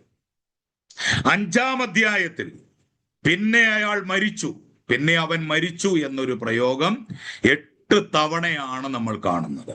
പിന്നെ അവൻ മരിച്ചു. ഓരോ വാക്യം ഖണ്ഡികകൾ അവസാനിക്കുമ്പോഴും നമ്മൾ അവിടെ കാണുന്ന വാക്കെന്താണ്? പിന്നെ അവൻ മരിച്ചു, പിന്നെ അവൻ മരിച്ചു, പിന്നെ അവൻ മരിച്ചു, പിന്നെ അവൻ മരിച്ചു. ഈ പദമാണ് നമുക്ക് കാണാൻ കഴിയുന്നത്. എന്നാൽ ആ അധ്യായത്തിന്റെ മധ്യത്തിൽ ഒരിക്കലും മരിച്ചിട്ടില്ലാത്ത ഒരാളെ നമ്മൾ കാണുന്നുണ്ട്. 5-ാം അധ്യായത്തില് 8 പ്രാവശ്യം നമ്മൾ വായിക്കുന്നുണ്ട് പിന്നെ അവൻ മരിച്ചു എന്ന പദം. എന്നാൽ ആ അധ്യായത്തിന്റെ മധ്യത്തിൽ ഒരിക്കലും മരിച്ചിട്ടില്ലാത്ത ഒരാളെ നമ്മൾ കാണുന്നുണ്ട്. അവന്റെ പേര് ഹാനോക്ക് എന്നായിരുന്നു. അവൻ മരിച്ചില്ല. പിന്നെയോ ഹാനോക്ക് ദൈവത്തോടു കൂടെ നടന്നു, ദൈവം അവനെ എടുത്തുകൊണ്ടതിനാൽ കാണാതെയായി. മരിച്ചവരുടെ നടുവിൽ പുനരുദ്ധാന ശക്തിയുള്ള ജീവിതത്തിന്റെ ഒരു ചിത്രമാണ് ഹാനോക്കിനെ കുറിച്ച് വായിക്കുമ്പോൾ നമുക്ക് മനസ്സിലാക്കേണ്ടത്. അവിടെ 8 ഭാഗങ്ങളിലായി പിന്നെ അവൻ മരിച്ചു, പിന്നെ അവൻ മരിച്ചു. മരണത്തിന്റെ ഒരു നീണ്ട പട്ടികയാണ് അവിടെ നമ്മൾ കാണുന്നത്. എന്നാൽ ആ മരിച്ചവരുടെ നടുവിൽ പുനരുദ്ധാന ശക്തിയുള്ള ജീവിതത്തിന്റെ ഒരു ചിത്രം ഉൽപ്പത്തി പുസ്തകം 5-ാം അധ്യായം നമ്മെ പഠിപ്പിക്കുന്നുണ്ട്. എല്ലാവരും മരിച്ചു മൺമറഞ്ഞു പോയിക്കൊണ്ടിരിക്കുമ്പോൾ ഒരുവൻ നിത്യജീവനിലേക്ക് പ്രവേശിച്ചു. പ്രിയരെ, ഇതൊരു മർമ്മമാണ്. ഇന്നും ഈ ലോകത്തിൽ അനേകർ പാപത്തെ സ്നേഹിച്ച് ജീവിച്ച് മരിച്ച് അടക്കപ്പെട്ട് മൺമറഞ്ഞു പോകുമ്പോൾ ഇതിന്റെ നടുവിൽ നിന്നൊരു ചെറിയ കൂട്ടം നിത്യജീവൻ പ്രാപിച്ച് ദൈവത്തോടൊപ്പം നടക്കുന്ന ഒരു കൂട്ടം, ആ കൂട്ടത്തെ ദൈവം കൈവിടില്ല കേട്ടോ. അവിടെ ഹാനോക്കിനെ കുറിച്ച് വായിക്കുന്ന എങ്ങനെയാ? ഹാനോക്ക് ദൈവത്തോടു കൂടെ നടന്നു. ദൈവം അവനെ കൈവിട്ടില്ല. ദൈവം അവനെ എടുത്തുകൊണ്ടതിനാൽ കാണാതെയായി. ഹല്ലേലൂയ. ദൈവം കൈവിടില്ല കേട്ടോ. ദൈവത്തോടൊപ്പം നടന്നാൽ ദൈവം നമ്മളെ കൈവിടില്ല. മരിച്ച് മൺമറയുന്ന ഒരു കൂട്ടത്തിന്റെ നടുവിൽ നിന്ന് ഒരു ശേഷിപ്പിന് പുനരുദ്ധാനമുണ്ട്.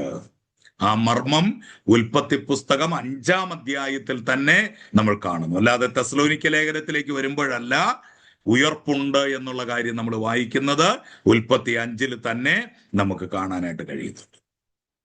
ആത്മീക മരണത്തിന്റെ ഉയർപ്പിന്റെ ശക്തിയാൽ മരണത്തെ ജയിച്ച് ഒടുവിൽ എടുക്കപ്പെടുന്ന ഒരു സഭയുടെ ചിത്രമാണ് നമുക്കിവിടെ കാണാനായിട്ട് കഴിയുന്നത്. ഒരുപാട് പേർ ആത്മീയമായിട്ട് മരിച്ചു പോകുന്നു. അതിന്റെ നടുവിൽ ഉയർപ്പിന്റെ ശക്തിയാൽ മരണത്തെ ജയിച്ച് ഒടുവിൽ എടുക്കപ്പെടുന്ന ഒരു സഭ ഇന്ന് ഭൂമിയിലുണ്ട്. ആ സഭയുടെ ചിത്രമാണ് നമുക്കവിടെ കാണുവാനായിട്ട് സാധിക്കുന്നത്. ഹാനോക്ക് തന്റെ 65-ാം വയസ്സുവരെ ഒരുപക്ഷെ ദൈവമില്ലാത്ത ഒരുവനായിട്ടായിരിക്കാം ജീവിച്ചത്. 65-ാം വയസ്സിൽ അവനൊരു മകനുണ്ടായി. ദൈവിക വെളിപ്പാടിനാൽ അവൻ ആ മകന് മെതുശലേഹ് എന്ന് പേരിട്ടു. മെതുശലേഹ് എന്ന വാക്കിന്റെ അർത്ഥം അവന്റെ മരണത്തിന്റെ സമയം ജലപ്രളയം ഭൂമിയിൽ ഉണ്ടാകും എന്നാണ്. മെതുശലേഹ് എന്നായിരുന്നു അവന്റെ മകന്റെ പേര്. ഹാനോക്കിന്റെ മകന്റെ പേര് മെതുശലേഹ് എന്നായിരുന്നു. ആ പേരിന്റെ അർത്ഥം അവന്റെ മരണത്തിന്റെ സമയം ജലപ്രളയം ഭൂമിയിൽ ഉണ്ടാകും എന്നാണ് ആ പേരിന്റെ അർത്ഥം. ഒരു പുത്രൻ ജനിച്ച സമയത്താണ് ദൈവം ഹാനോക്കിനോട് ആ ജലപ്രളയം വഴി താൻ ഈ ലോകത്തെ ന്യായം വിധിക്കുവാൻ പോകുന്നു എന്നറിയിച്ചത്. തനിക്കൊരു മകൻ ഉണ്ടായപ്പോൾ അതൊരു അരുളപ്പാട് കൂടെയായിരുന്നു. ദൈവം ഈ ലോകത്തെ, ഈ ഭൂമിയെ ജലപ്രളയം വഴി ന്യായം വിധിക്കാൻ പോകുന്നു എന്നൊരു സന്ദേശവും അവന് ലഭിക്കും. ന്യായവിധി സംബന്ധിച്ച വെളിപ്പാട് ആദ്യം ലഭിച്ചത് ഹാനോക്കിനാണ്. വേദപുസ്തകത്തിൽ ന്യായവിധി സംബന്ധിച്ച ആദ്യ വെളിപ്പാട് ലഭിച്ച വ്യക്തി ആരാണ്? ഹാനോക്കാണ്. ഇതൊക്കെ നിങ്ങൾ നോട്ട് ചെയ്ത് വെക്കണം. ന്യായവിധി സംബന്ധിച്ച വെളിപ്പാട് ആദ്യം ലഭിച്ചയാൾ ആരാണ്? ഹാനോക്കാണ്. നോഹയ്ക്കായിരുന്നില്ല. അതുകൊണ്ട് അവൻ തന്റെ മകന് മെതുശലേഹ് എന്ന് പേരിട്ടു. മെതുശലേഹ് എന്ന പദത്തിന്റെ അർത്ഥം നമ്മൾ കണ്ടു. അവന്റെ മരണത്തിന്റെ സമയത്ത് ജലപ്രളയം ഭൂമിയിൽ ഉണ്ടാകും. ഇതാണ് മെതുശലേഹ് എന്ന പദത്തിന്റെ അർത്ഥം. അങ്ങനെ ഈ ഒരു വെളിപ്പാടോടുകൂടിയാണ് ഹാനോക്കിന് ഒരു മകനെ ദൈവം നൽകുന്നത്.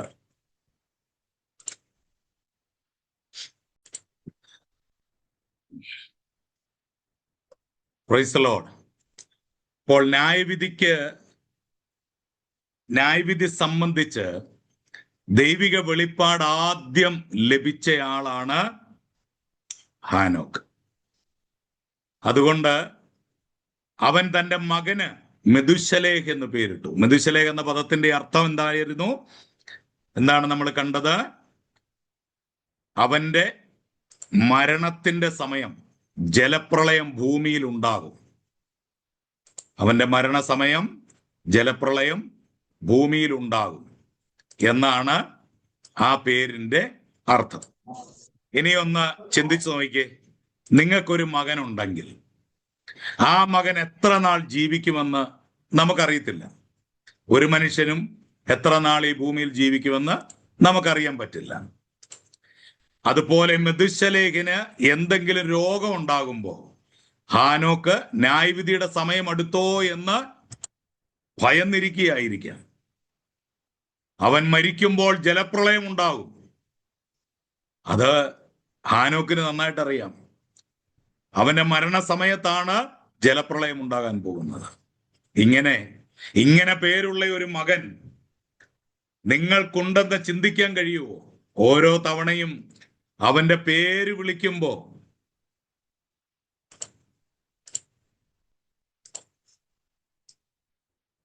ഓരോ തവണയും അവന്റെ പേര് വിളിക്കുമ്പോൾ നിങ്ങൾ ന്യായവിധിയെക്കുറിച്ച് ഓർക്കൂ. കാരണം ആ പേരിന്റെ അർത്ഥം അതാണ്. അതുകൊണ്ട് ന്യായവിധിയെക്കുറിച്ച് ചിന്തിക്കും. ദൈവത്തിന്റെ ന്യായവിധിയെ സംബന്ധിച്ച ഈ ഭയമാണ് ദൈവത്തിന്റെ കൂടെ നടക്കാനും സമകാലിക കാര്യങ്ങളെക്കാൾ നിത്യതയ്ക്ക് പ്രാധാന്യം കൊടുക്കുവാനും ഹാനോക്കിനെ പ്രേരിപ്പിച്ചത്. കാരണം അവനറിയാം, ഈ ഭൂമിക്കൊരു നാശമുണ്ടാകാൻ പോവുകയാണ്, ഈ ഭൂമി നശിക്കാൻ പോവുകയാണ്. എൻ്റെ മകനായ മെതുശലേഹ് മരിക്കുമ്പോൾ ഈ ഭൂമി ജലപ്രളയമുണ്ടാകും, ജലപ്രളയത്താൽ ഈ ഭൂമി നശിക്കും. ഈ ഒരു ഭയമാണ് ഹാനോക്കിനെ ദൈവത്തിന്റെ കൂടെ നടക്കാനും അന്ന് താൻ കണ്ട കാര്യങ്ങളെക്കാൾ എല്ലാം ഉപരിയായി നിത്യതയ്ക്ക് പ്രാധാന്യം കൊടുക്കുവാനും ഹാനോക്കിനെ പ്രേരിപ്പിച്ചത്. അടുത്ത 300 വർഷം ദിനംതോറും ദൈവത്തിന്റെ കൂടെ നടക്കാൻ ഹാനോക്കിനെ പ്രേരിപ്പിച്ച കാര്യവും ഇത് തന്നെയാണ്. 300 വർഷമാ അവൻ ദൈവത്തോട് കൂടെ നടന്നത്. എന്തുകൊണ്ടാണ്? അവനറിയാം, ഈ ഭൂമി നശിക്കാൻ പോവാ. എന്നാല് ഈ ഭൂമിയിൽ ഞാൻ പ്രത്യാശ വെക്കാതെ, ഈ ഭൂമിയിൽ കാണുന്നതിൽ ഞാൻ സന്തോഷിക്കാതെ, നിത്യതയ്ക്ക് വേണ്ടി ഞാൻ സന്തോഷിക്കണമെന്ന് ഒരു വെളിപ്പാട് അദ്ദേഹത്തിന്റെ ഹൃദയത്തിലുണ്ടായി. ദൈവത്തിന്റെ വചനം പറയുന്നു, ലോകവും അതിന്റെ മോഹവും നീങ്ങിപ്പോകും, ലോകവും അതിന്റെ മോഹവും ഒഴിഞ്ഞു പോകും, എന്നാൽ ദൈവേഷ്ടം ചെയ്യുന്നവനോ എന്നേക്കും നിലനിൽക്കും. 1 യോഹന്നാൻ 2-ാം അധ്യായം 17-ാം വാക്യത്തിൽ നമ്മൾ ആ വാക്യം വായിക്കുന്നു. 1 യോഹന്നാൻ 2:17, ലോകവും അതിന്റെ മോഹവും ഒഴിഞ്ഞു പോകും. ആ തിരിച്ചറിവ് നമുക്കുണ്ടെങ്കിൽ ഹാനോക്കിനെ പോലെ നമ്മളും ഈ ലോകകാര്യങ്ങളെക്കാൾ നിത്യതയ്ക്ക് പ്രാധാന്യം കൊടുക്കും. ഇതെല്ലാം നമ്മളുമായി ബന്ധപ്പെട്ട കാര്യങ്ങളാണ്. എന്തിനാ ഹാനോക്ക് ദൈവത്തോടു കൂടെ നടന്നു എന്ന് ബൈബിളിൽ എഴുതി വെച്ചത്? മെതുശലേഹ് എന്ന് പറയുന്ന ഒരു മകൻ അവൻ ഉണ്ടായെന്ന് എന്തിനാ എഴുതി വെച്ചത്? ആ പേരിന്റെ അർത്ഥം ഇതാണ് എന്ന് നമ്മൾ പഠിക്കാനുള്ള കാരണം എന്താണ്? ഇതൊരു നിത്യനാശത്തിലേക്കാണ് ഈ ലോകം പോയിക്കൊണ്ടിരിക്കുന്നത്. ഇന്നും അങ്ങനെ തന്നെയാണ്. എന്നാൽ ഈ ലോകം നശിക്കപ്പെടുന്നതിന് മുൻപ്, ഇത് അവസാനിക്കുന്നതിന് മുൻപ് കർത്താവിനോടുകൂടെ പോകാൻ, കർത്താവിനോടുകൂടെ ജീവിക്കാൻ, നിത്യതയ്ക്ക് പ്രാധാന്യം കൊടുക്കാൻ കർത്താവ് നമ്മെ ഉപദേശിക്കുന്ന ഭാഗങ്ങളാണ്. ഉൽപ്പത്തി പുസ്തകം 5-ാം അധ്യായത്തിൽ തന്നെ വെളിപ്പാട് പുസ്തകത്തിൽ അടങ്ങിയിരിക്കുന്ന മർമ്മം നമുക്കിവിടെ കാണാനായിട്ട് സാധിക്കുന്നുണ്ട്. നോക്കൂ, എത്ര അത്ഭുതകരമാണ് ബൈബിൾ എന്ന പുസ്തകം, എത്ര അത്ഭുതകരമാണ് ദൈവത്തിന്റെ വചനം. ഇതിലെ ഓരോ വാക്കുകളും, ഓരോ വാക്യങ്ങളും, ഓരോ അധ്യായങ്ങളും ഇന്നും സമകാലിക പ്രസക്തിയുള്ള വചനങ്ങളാണ് എന്ന് നമുക്ക് മനസ്സിലാക്കാനായിട്ട് സാധിക്കും. മെതുശലേഹിനെ എല്ലാ മനുഷ്യരിലും അധികം 969 വർഷം ജീവിക്കാൻ അനുവദിച്ചു എന്ന വസ്തുതയിൽ നാം കാണുന്നത് മനുഷ്യവർഗത്തോടുള്ള ദൈവത്തിന്റെ മഹത്തായ ദീർഘക്ഷമയാണ്. 365 വയസ്സുള്ളവനായി ഹാനോക്ക് എടുക്കപ്പെട്ടു. എന്നാൽ തൻ്റെ മകൻ മെതുശലേഹ് 969 വർഷം അവൻ ജീവിച്ചു. ഇതെന്താണ് നമ്മളെ കാണിക്കുന്നത്? ദൈവത്തിന് മനുഷ്യവർഗത്തോടുള്ള മഹത്തായ ദീർഘക്ഷമയാണ് ഇവിടെ നമുക്ക് കാണാൻ കഴിയുന്നത്. അവസരങ്ങൾ ദൈവം കൊടുക്കുകയാണ്, സാധ്യതകൾ ദൈവം കൊടുക്കുകയാണ്, മാനസാന്തരപ്പെടുവാനുള്ള അവസരങ്ങൾ ദൈവം കൊടുക്കുകയാണ്. ജനം മെതുശലേഹിന്റെ പേര് കേട്ടുകൊണ്ടിരുന്ന 969 വർഷവും അവർ വരാൻ പോകുന്ന ന്യായവിധിയുടെ സന്ദേശം കേൾക്കുകയാണ് ചെയ്തത്. നമ്മൾ വിചാരിക്കും നോഹയുടെ കാലത്ത് മാത്രമാണ് വരുവാനുള്ള ന്യായവിധിയെക്കുറിച്ച് ജനം കേട്ടതെന്ന്. അല്ല, മെതുശലേഹ് ജീവിച്ചിരുന്ന 969 വർഷവും അവർ ഈ സന്ദേശം കേട്ടു. ന്യായവിധിയുടെ സന്ദേശം അവന്റെ പേരിലൂടെ ലോകം അറിഞ്ഞു. ജനം ആ സന്ദേശത്തെ നിരാകരിച്ചു കളഞ്ഞു. നോഹ മാത്രമല്ല ന്യായവിധി പ്രസംഗിച്ചത്, ഹാനോക്ക് 300 വർഷം അത് പ്രസംഗിച്ചു. മെഥുശലേഹിന്റെ പേരുകൊണ്ട് മറ്റൊരു 669 വർഷം ആ സന്ദേശം ലോകം കേട്ടു. നോക്കൂ, ന്യായവിധിയുടെ സന്ദേശം ഇന്നും ലോകമെമ്പാടും പ്രസംഗിക്കപ്പെടും. ജനം അത് കേൾക്കുന്നു, എന്നാൽ അവർ അതിനെ തിരസ്കരിച്ചു കളയുന്നു. മെഥുശലേഹിന്റെ ജീവിതത്തിലെ അവസാന 120 വർഷം നോഹയും ദൈവത്തോടുകൂടെ നടന്ന് ന്യായവിധി പ്രസംഗിച്ചു. മെഥുശലേഹിന്റെ അവസാന 120 വർഷം, ആ സമയത്താണ് നോഹ ദൈവത്തോടുകൂടെ നടന്ന് ഇതേ ന്യായവിധി പ്രസംഗിച്ചത്. അതായത് കണ്ടിന്യൂഷൻ, അതായത് തുടർമാനമായി അദ്ദേഹവും ഇത് പ്രസംഗിച്ചു. നോഹയ്ക്ക് ദൈവം പിന്നീട് വെളിപ്പെടുത്തി നൽകിയ ജലപ്രളയത്തിന്റെ വിശദാംശങ്ങൾ ഹാനോക്കിനും മെഥുശലേഹിനും അറിയാൻ കഴിഞ്ഞില്ല. എന്നാൽ മെഥുശലേഹ് മരിച്ചതിന് ശേഷം ജലപ്രളയത്തോടെ ഏതെങ്കിലും തരത്തിലുള്ള ന്യായവിധി ഉണ്ടാകുമെന്ന് അവർക്കറിയാമായിരുന്നു. ഹാനോക്ക് തന്റെ കാലഘട്ടത്തിലെ എല്ലാ അഭക്തരായവരുടെ മേലും ദൈവത്തിന്റെ ന്യായവിധി ഉണ്ടാകുമെന്ന് പ്രവചിച്ചു എന്നാണ് യൂദ പറയുന്നത്. യൂദയുടെ പുസ്തകം 14-15 വാക്യങ്ങളിൽ നമുക്കത് കാണാനായിട്ട് കഴിയുന്നുണ്ട്. യൂദ 14-15 വാക്യങ്ങൾ. കാരണം നോഹയ്ക്ക് തന്റെ കാലഘട്ടത്തിലെ എല്ലാ ഭക്തരായവരുടെ മേലും ദൈവത്തിന്റെ ന്യായവിധി ഉണ്ടാകുമെന്ന് താൻ എന്ത് ചെയ്തുകൊണ്ടിരുന്നു? പ്രവചിച്ചു കൊണ്ടിരുന്നു. ഹാനോക്ക് ഒരു പ്രവാചകനായിരുന്നു. അവൻ ദൈവത്തോടു കൂടെ നടന്നു. ആദാമിന് 622 വയസ്സ് പ്രായമുള്ളപ്പോഴാണ് ഹാനോക്ക് ജനിച്ചത്. പിന്നീട് 930 വയസ്സിലാണ് ആദാം മരിക്കുന്നത്. ആദാം മരിക്കുന്നത് 930 വയസ്സായപ്പോഴാണ് മരിക്കുന്നത്. ഉൽപ്പത്തി പുസ്തകം 5-ാം അധ്യായത്തിന്റെ 5 മുതൽ 23 വരെയുള്ള വാക്യങ്ങളിൽ നമ്മൾ ആ ഭാഗങ്ങൾ കാണും. അതുകൊണ്ട് തന്നെ ഹാനോക്കിന് ആദാമിനെ 308 വർഷം അറിയാൻ കഴിഞ്ഞു. ഹാനോക്കിനെ ആദാമിന് 308 വർഷം അറിയാൻ കഴിഞ്ഞു. ഹാനോക്ക് ആ സമയം ആദാമിൽ നിന്ന് ആദാം ഒരിക്കൽ ജീവിച്ച ഏദൻ തോട്ടത്തെ സംബന്ധിച്ചും അവിടെ ദൈവത്തോട് ചേർന്ന് നടന്ന സംഭവത്തെക്കുറിച്ചും ഒക്കെ അറിയാൻ ശ്രമിച്ചിരിക്കുമെന്നാണ് നമുക്ക് മനസ്സിലാക്കാൻ കഴിയുന്നത്.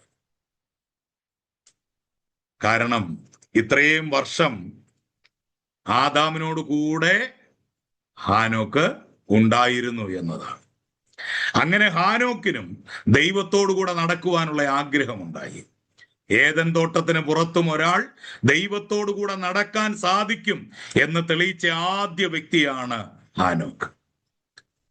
ഏദൻ തോട്ടത്തിനകത്ത് സമാധാനപരമായ ഒരു അന്തരീക്ഷത്തിൽ, ഒരധ്വാനവും ഇല്ലാതെ ജീവിക്കാൻ കഴിയാവുന്ന ഒരന്തരീക്ഷത്തിൽ, ആരുടെയും ഡിസ്റ്റർബൻസ് ഇല്ലാതെ ജീവിക്കാൻ കഴിയുന്ന ഒരു സാഹചര്യത്തിൽ മാത്രമല്ല ദൈവത്തോടു കൂടെ നടക്കാൻ കഴിയുന്നത്. പാപം നിറഞ്ഞ ലോകത്ത്, ഈ ശാപം പിടിച്ച ലോകത്ത്, അനീതികളും അക്രമങ്ങളും നിറഞ്ഞ ഈ ലോകത്തും ദൈവത്തോടു കൂടെ ജീവിക്കാൻ സാധിക്കും എന്ന് തെളിയിച്ച ആദ്യ വ്യക്തിയാണ് ഹാനോക്ക്. ഇദ്ദേഹം നമുക്ക് ഒരു മുൻഗാമിയാണ്. ഇദ്ദേഹം നമുക്ക് ഒരു നല്ല മാതൃകാ പുരുഷനാണ്. പാപം ലോകത്തിലേക്ക് വന്നതിന് ശേഷവും മനുഷ്യന് ദൈവത്തോടു കൂടെ നടക്കാൻ കഴിയുമെന്ന് അദ്ദേഹം നമ്മളെ പഠിപ്പിച്ചു. ഇന്ന് നമുക്ക് അനേകം പ്രസംഗകരെ കാണാം, അനേക ക്രിസ്ത്യാനികളെ കാണാം. എന്നാൽ ദൈവത്തോടൊപ്പം നടക്കുന്ന വളരെ കുറച്ചു പേരെ മാത്രമേ നമുക്ക് കാണാൻ കഴിയൂ. ഹല്ലേലൂയ. അവർക്ക് ക്രിസ്ത്യാനികൾ എന്ന പേരുണ്ടായിരിക്കാം, പല ലേബലുകളിൽ അവർ അറിയപ്പെടുന്നുണ്ടായിരിക്കാം. എന്നാൽ ദൈവത്തോട് കൂടെ നടക്കുന്നവർ വളരെ ചുരുക്കം മാത്രമാണ്. മെഥുശലേഹിന്റെ കൊച്ചുമകനാണ് നോഹ. മെഥുശലേഹിന്റെ കൊച്ചുമകനാണ് നോഹ. നോഹ മെഥുശലേഹിനോടൊപ്പം 600 വർഷം ജീവിച്ചിരുന്നു. ആ കാലഘട്ടത്തിൽ 600 വർഷത്തോളം നോഹ ജീവിച്ചിരുന്നു. മെഥുശലേഹിനോട് ഹാനോക്ക് ദൈവത്തോടു കൂടെ നടന്നത് സംബന്ധിച്ച് നോഹ പലവട്ടം ചോദിച്ചിട്ടുണ്ടാവാം. അങ്ങനെ നോഹയുടെ ഹൃദയത്തിലും ദൈവത്തോടൊപ്പം നടക്കുന്നതിനൊരു താല്പര്യമുണ്ടായി. 6-ാം അധ്യായത്തിന്റെ 9-ാം വാക്യത്തിൽ നാം വായിക്കുന്നു, നോഹ ദൈവത്തോടൊപ്പം നടന്നു. ഉൽപ്പത്തി 6:9 നമ്മളത് കാണുന്നു. നോഹ ദൈവത്തോടൊപ്പം നടന്നു. നോഹ ദൈവത്തോടൊപ്പം നടന്നു തുടങ്ങിയപ്പോൾ ദൈവം തന്റെ ന്യായവിധിയുടെ ഉദ്ദേശം അവന് വെളിപ്പെടുത്തി. അതുവരെ ന്യായവിധി ഉണ്ടാകുമെന്ന് മാത്രമേ അറിയത്തുള്ളായിരുന്നു. എന്നാൽ ഈ ന്യായവിധിയുടെ ഉദ്ദേശം ദൈവം അദ്ദേഹത്തിന് വെളിപ്പെടുത്തി, നോഹയ്ക്ക് വെളിപ്പെടുത്തി. പാപത്തിനെതിരെയുള്ള ന്യായവിധി എന്ന സത്യമാണ് ദൈവം തന്നോടുകൂടെ നടന്ന 2 പേർക്കും വെളിപ്പെടുത്തി നൽകിയത്. ആരും വിശ്വസിച്ചില്ല എങ്കിലും ഹാനോക്കും നോഹയും ആ സന്ദേശം വിശ്വസ്തയോടെ പ്രസംഗിച്ചു. അന്നു മുതൽ ദൈവത്തിന്റെ എല്ലാ യഥാർത്ഥ പ്രവാചകന്മാരും ഇതേ സന്ദേശമാണ് പ്രവചിച്ചത്. ദൈവം വിശ്വാസികളെയും അവിശ്വാസികളെയും അവരുടെ പാപം നിമിത്തം ന്യായം വിധിക്കും. അവിശ്വാസികളെ മാത്രമല്ല, വിശ്വാസികളെയും ദൈവം ന്യായം വിധിക്കും. വെളിപ്പാട് പുസ്തകത്തെ നമ്മൾ വായിക്കുന്നു, മരിച്ചവർ ആബാലവൃദ്ധം ന്യായാസനത്തിന് മുൻപാകെ നിന്നു എന്ന്. ഹാനോക്കും നോഹയും ഇവർ 2 പേരുമാണ് വേദപുസ്തകത്തിൽ കാണുന്ന ആദ്യത്തെ 2 സുവിശേഷ പ്രസംഗകർ. വേദപുസ്തകത്തിലെ ആദ്യത്തെ 2 സുവിശേഷ പ്രസംഗകരാണ് ആരാണ്? ഹാനോക്കും നോഹയുമാണ്. ഇവർ 2 പേരും ദൈവത്തോടു കൂടെ നടന്നവരാണ്. പിന്നീടുള്ള എല്ലാ ദൈവിക പ്രസംഗകരും അങ്ങനെ തന്നെയായിരുന്നു. അവർ ദൈവത്തോടു കൂടെ നടന്നു. ദൈവത്തോടു കൂടെ നടക്കാൻ സാധിക്കുമെന്നും ദൈവ സാന്നിധ്യത്തിൽ ജീവിക്കാൻ കഴിയുമെന്നും നമ്മളെ പഠിപ്പിച്ച 2 വ്യക്തികളായിരുന്നു ഹാനോക്കും നോഹയും. വേദപുസ്തകത്തിൽ ഈ 2 പേരെ കുറിച്ച് മാത്രമാണ് എടുത്തു പറയുന്നത്.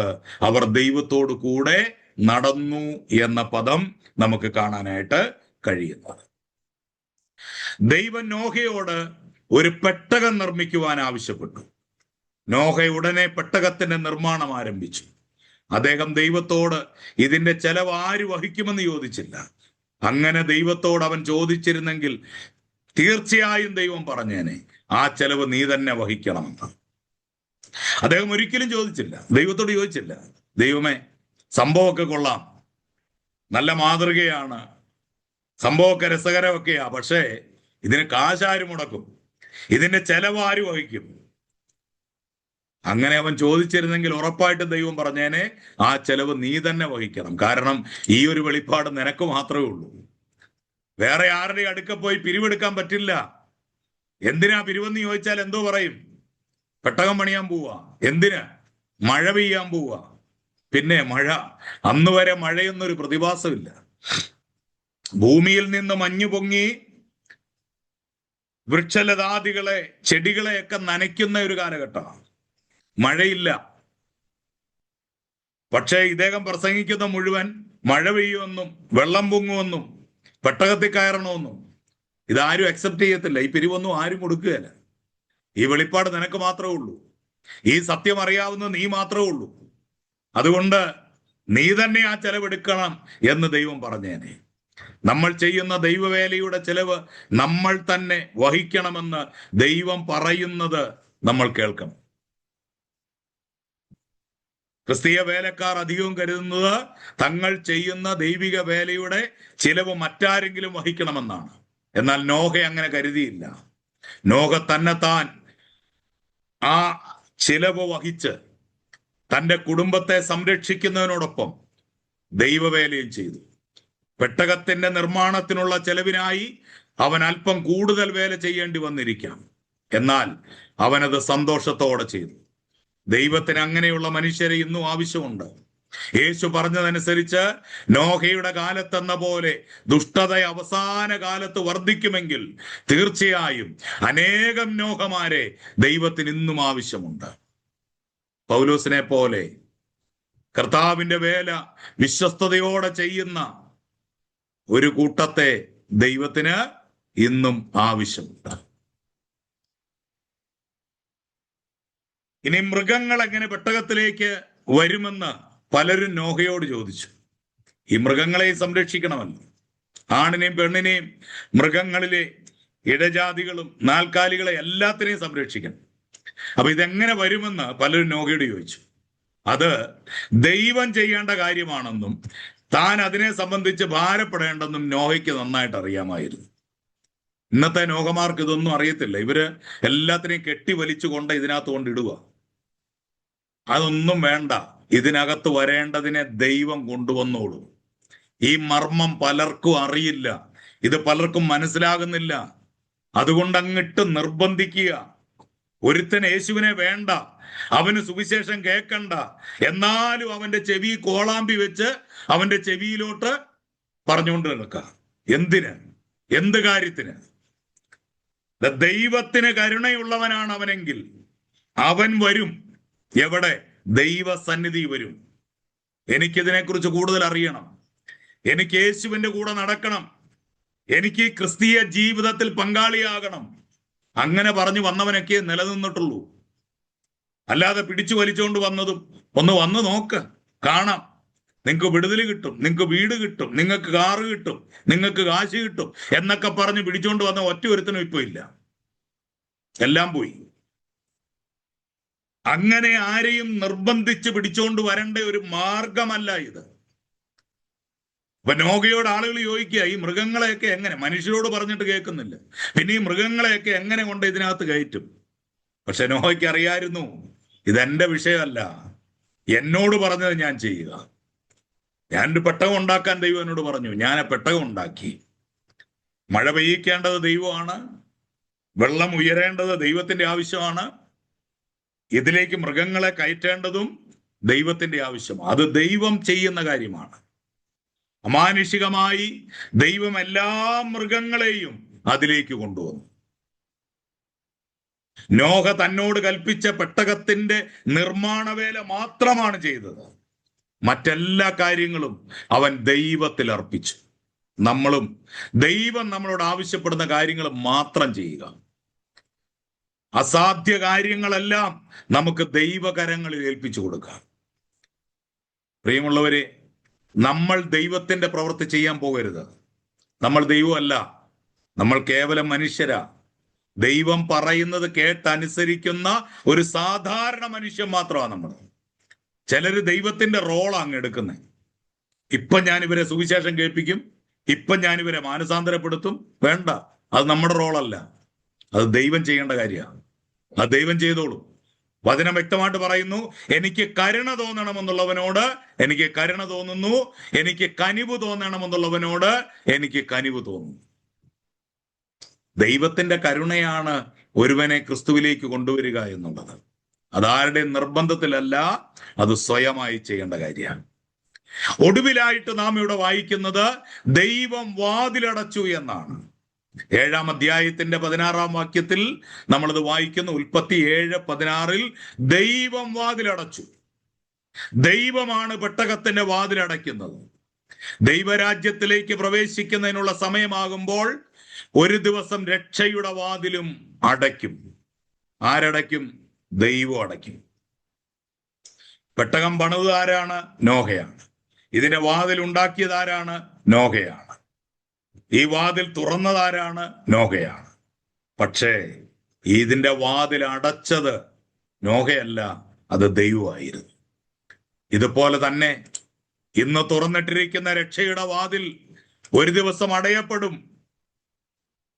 അന്ന് അനേകർക്ക് മനസ്സിലാകും, ഇത്രയും വലിയൊരു നിത്യതയുടെ രക്ഷയുടെ വാതിൽ എൻ്റെ മുൻപിൽ തുറന്നു കിടന്നിട്ടും, എനിക്ക് അവസരങ്ങൾ ലഭിച്ചിട്ടും, എനിക്ക് സാഹചര്യങ്ങൾ ഉണ്ടായിരുന്നിട്ടും എനിക്കതിൽ കയറാൻ കഴിഞ്ഞില്ലല്ലോ എന്ന് അവർ അനുതപിക്കും. ഹല്ലേലൂയ. ക്രിസ്തുവും അവിടുത്തെ ശരീരമാകുന്ന സഭയും എന്നതിൻ്റെ ഒരു ചിത്രമാണ് ഈ പെട്ടകം. യേശുവിന്റെ ശരീരമാകുന്ന സഭയും യേശു, ഇതുമായി വലിയൊരു ബന്ധം ഇതിനുണ്ട്. സഭയിലായിരിക്കുന്നതിന് ഉണ്ടാകുന്ന ചില അസൗകര്യങ്ങൾ പെട്ടകത്തിനകത്ത് ജീവിക്കുന്നതിനും ഉണ്ടായിരുന്നു. സഭയിൽ നാം പലതരം ആളുകളോട് ഇടപഴകേണ്ടി വരുന്നു. അവരിൽ പലരുമായും ചില സമയങ്ങളിൽ ഉരസേണ്ടിയും വരുന്നു. എന്നാൽ എത്ര അസൗകര്യമുണ്ടെങ്കിലും ആ പ്രളയ സമയത്ത് ഭൂമിയിൽ ഏറ്റവും സുരക്ഷിതമായ സ്ഥലം ആ പെട്ടകം തന്നെയായിരുന്നു. അങ്ങനെ തന്നെയാണ് ഇന്ന് സഭയിൽ. പലതരം ആളുകൾ ഉണ്ടെങ്കിലും സഭയിലായിരിക്കുന്നത് എനിക്ക് സന്തോഷമാണ്. കാരണം എന്താ? ഈ മഹാപ്രളയത്തിൽ നിന്ന് രക്ഷപ്പെടാൻ ഇവിടെ ഒരല്പം ഉരസിലകൾ ഉണ്ടെങ്കിലും, ഒരല്പം സ്ഥലക്കുറവൊക്കെ ഉണ്ടെങ്കിലും ഞാൻ സുരക്ഷിതനാണ് എന്ന ഒരു സന്തോഷം.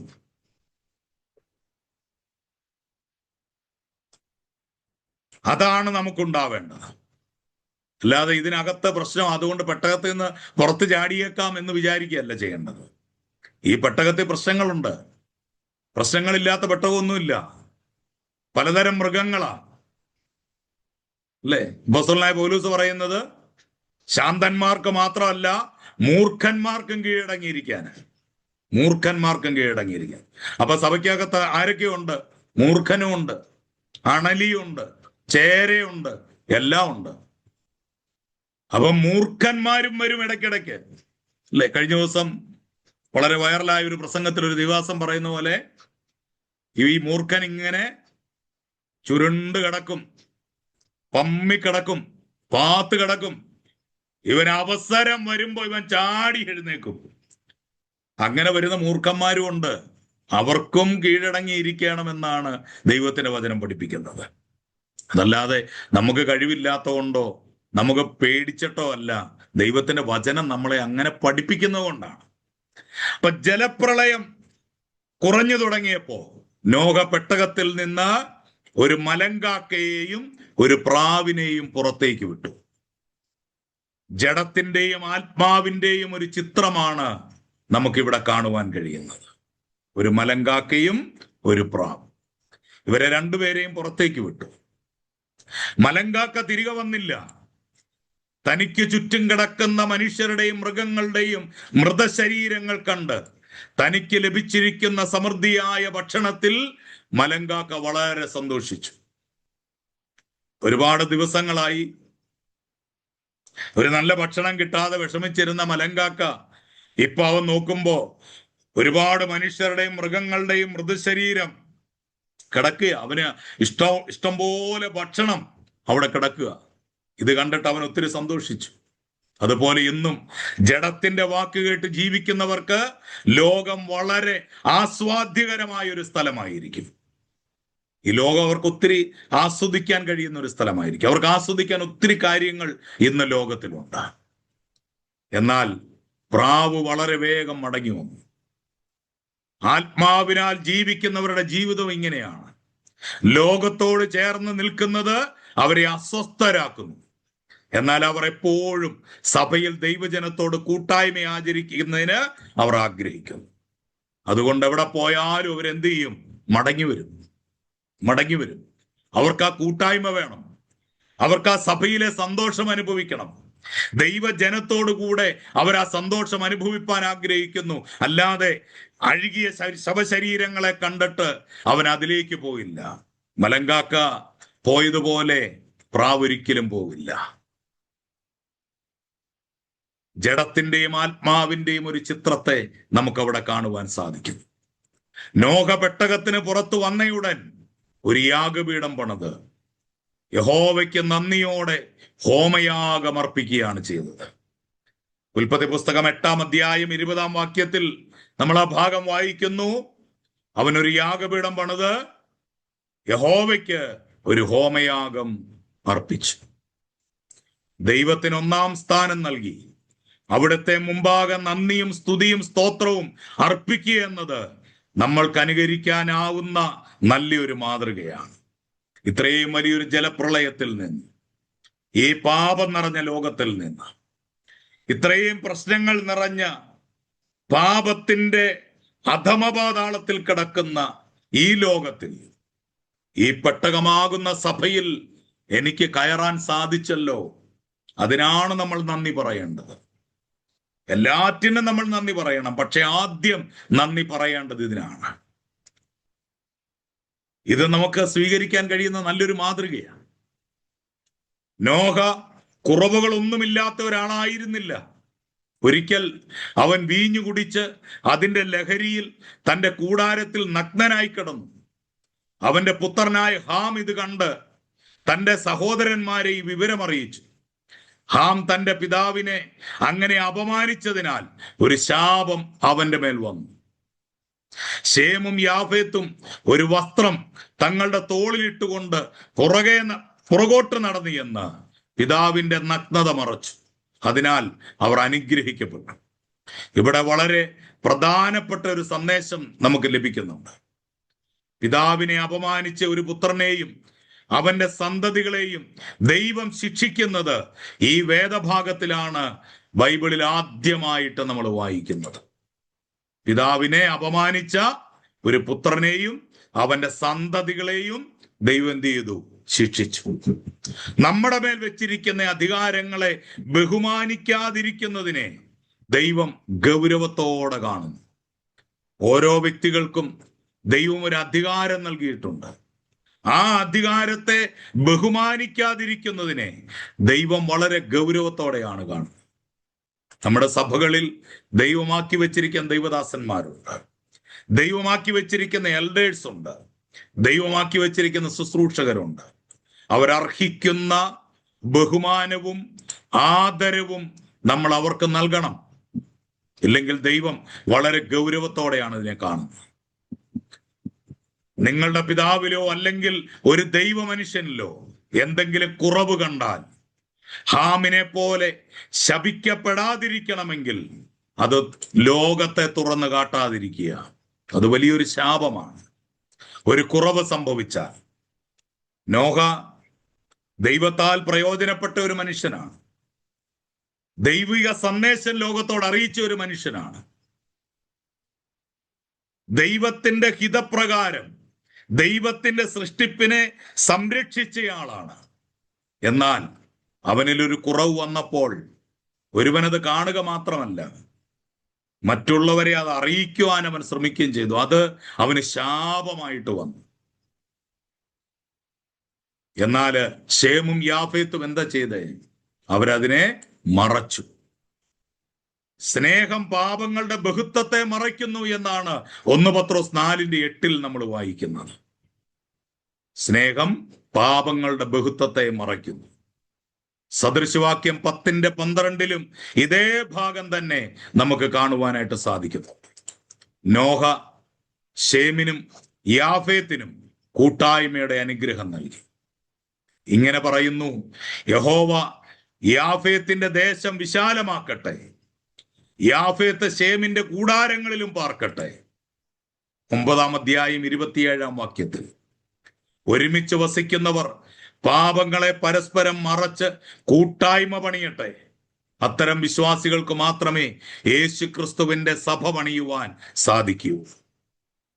അപരന്റെ തെറ്റുകളെ ഉയർത്തി കാണിച്ച് ഞാൻ വിശുദ്ധനാണ്, ഞാൻ വിശുദ്ധയാണ് എന്ന് സ്ഥാപിക്കാൻ ശ്രമിക്കാതിരിക്കുക. ദൈവമക്കളായ നമ്മൾ വേഗം മനസ്സിലാക്കാൻ കഴിയുന്ന ഒരു എക്സാമ്പിൾ ഞാൻ പറയാം. ഒരു വ്യക്തി യേശുവിനെ അറിഞ്ഞ് അവൻ ക്രിസ്തീയ സ്നാനം സ്വീകരിച്ച് അവൻ രക്ഷയിലേക്ക് കടന്നു വരുമ്പോ നമ്മൾ ചെയ്യുന്ന ഒരു കാര്യമില്ലേ? അവൻ അല്ലെങ്കിൽ അവൾ വെള്ളത്തിൽ നിന്ന് കയറി വരുമ്പോ, സ്നാനപ്പെട്ട് വെള്ളത്തിൽ നിന്ന് കയറി വരുമ്പോ, ഒരു സ്ത്രീയാണ് കയറി വരുന്നതെങ്കിൽ മറ്റൊരു സ്ത്രീ ഒരു വലിയ തുണി അല്ലെങ്കിൽ ബെഡ്ഷീറ്റും പിടിച്ചിങ്ങനെ നിൽക്കും. എന്തിനാ? ഈ വെള്ളത്തിൽ നിന്ന് കയറി വരുന്ന ആളെ പുതപ്പിക്കാൻ, ആ വ്യക്തിയുടെ ശരീരം പുതപ്പിക്കാൻ. എന്തിനാ ഇങ്ങനെ ചെയ്യുന്നേ? ഇതൊരു ചടങ്ങാണോ? ഇതൊരു ആചാരമാണോ? അല്ലേ അല്ല. ഇത് ആചാരമോ ചടങ്ങോ ഒന്നും അല്ല. പിന്നെ എന്തിനാ അങ്ങനെ ചെയ്യുന്നേ? അങ്ങനെ ചെയ്യുന്നത് ഈ വ്യക്തിയുടെ നഗ്നത മറ്റൊരാൾ കാണരുത്. ആ വ്യക്തിയെ ഞാൻ പ്രൊട്ടക്ട് ചെയ്യുകയാണ്. എന്റെ പ്രിയരെ, നിങ്ങളുടെ സഭയിൽ ഒരു തെറ്റ് ചെയ്ത വ്യക്തി ഉണ്ടെന്നിരിക്കട്ടെ. മനുഷ്യരാണ്, സംഭവിക്കാം.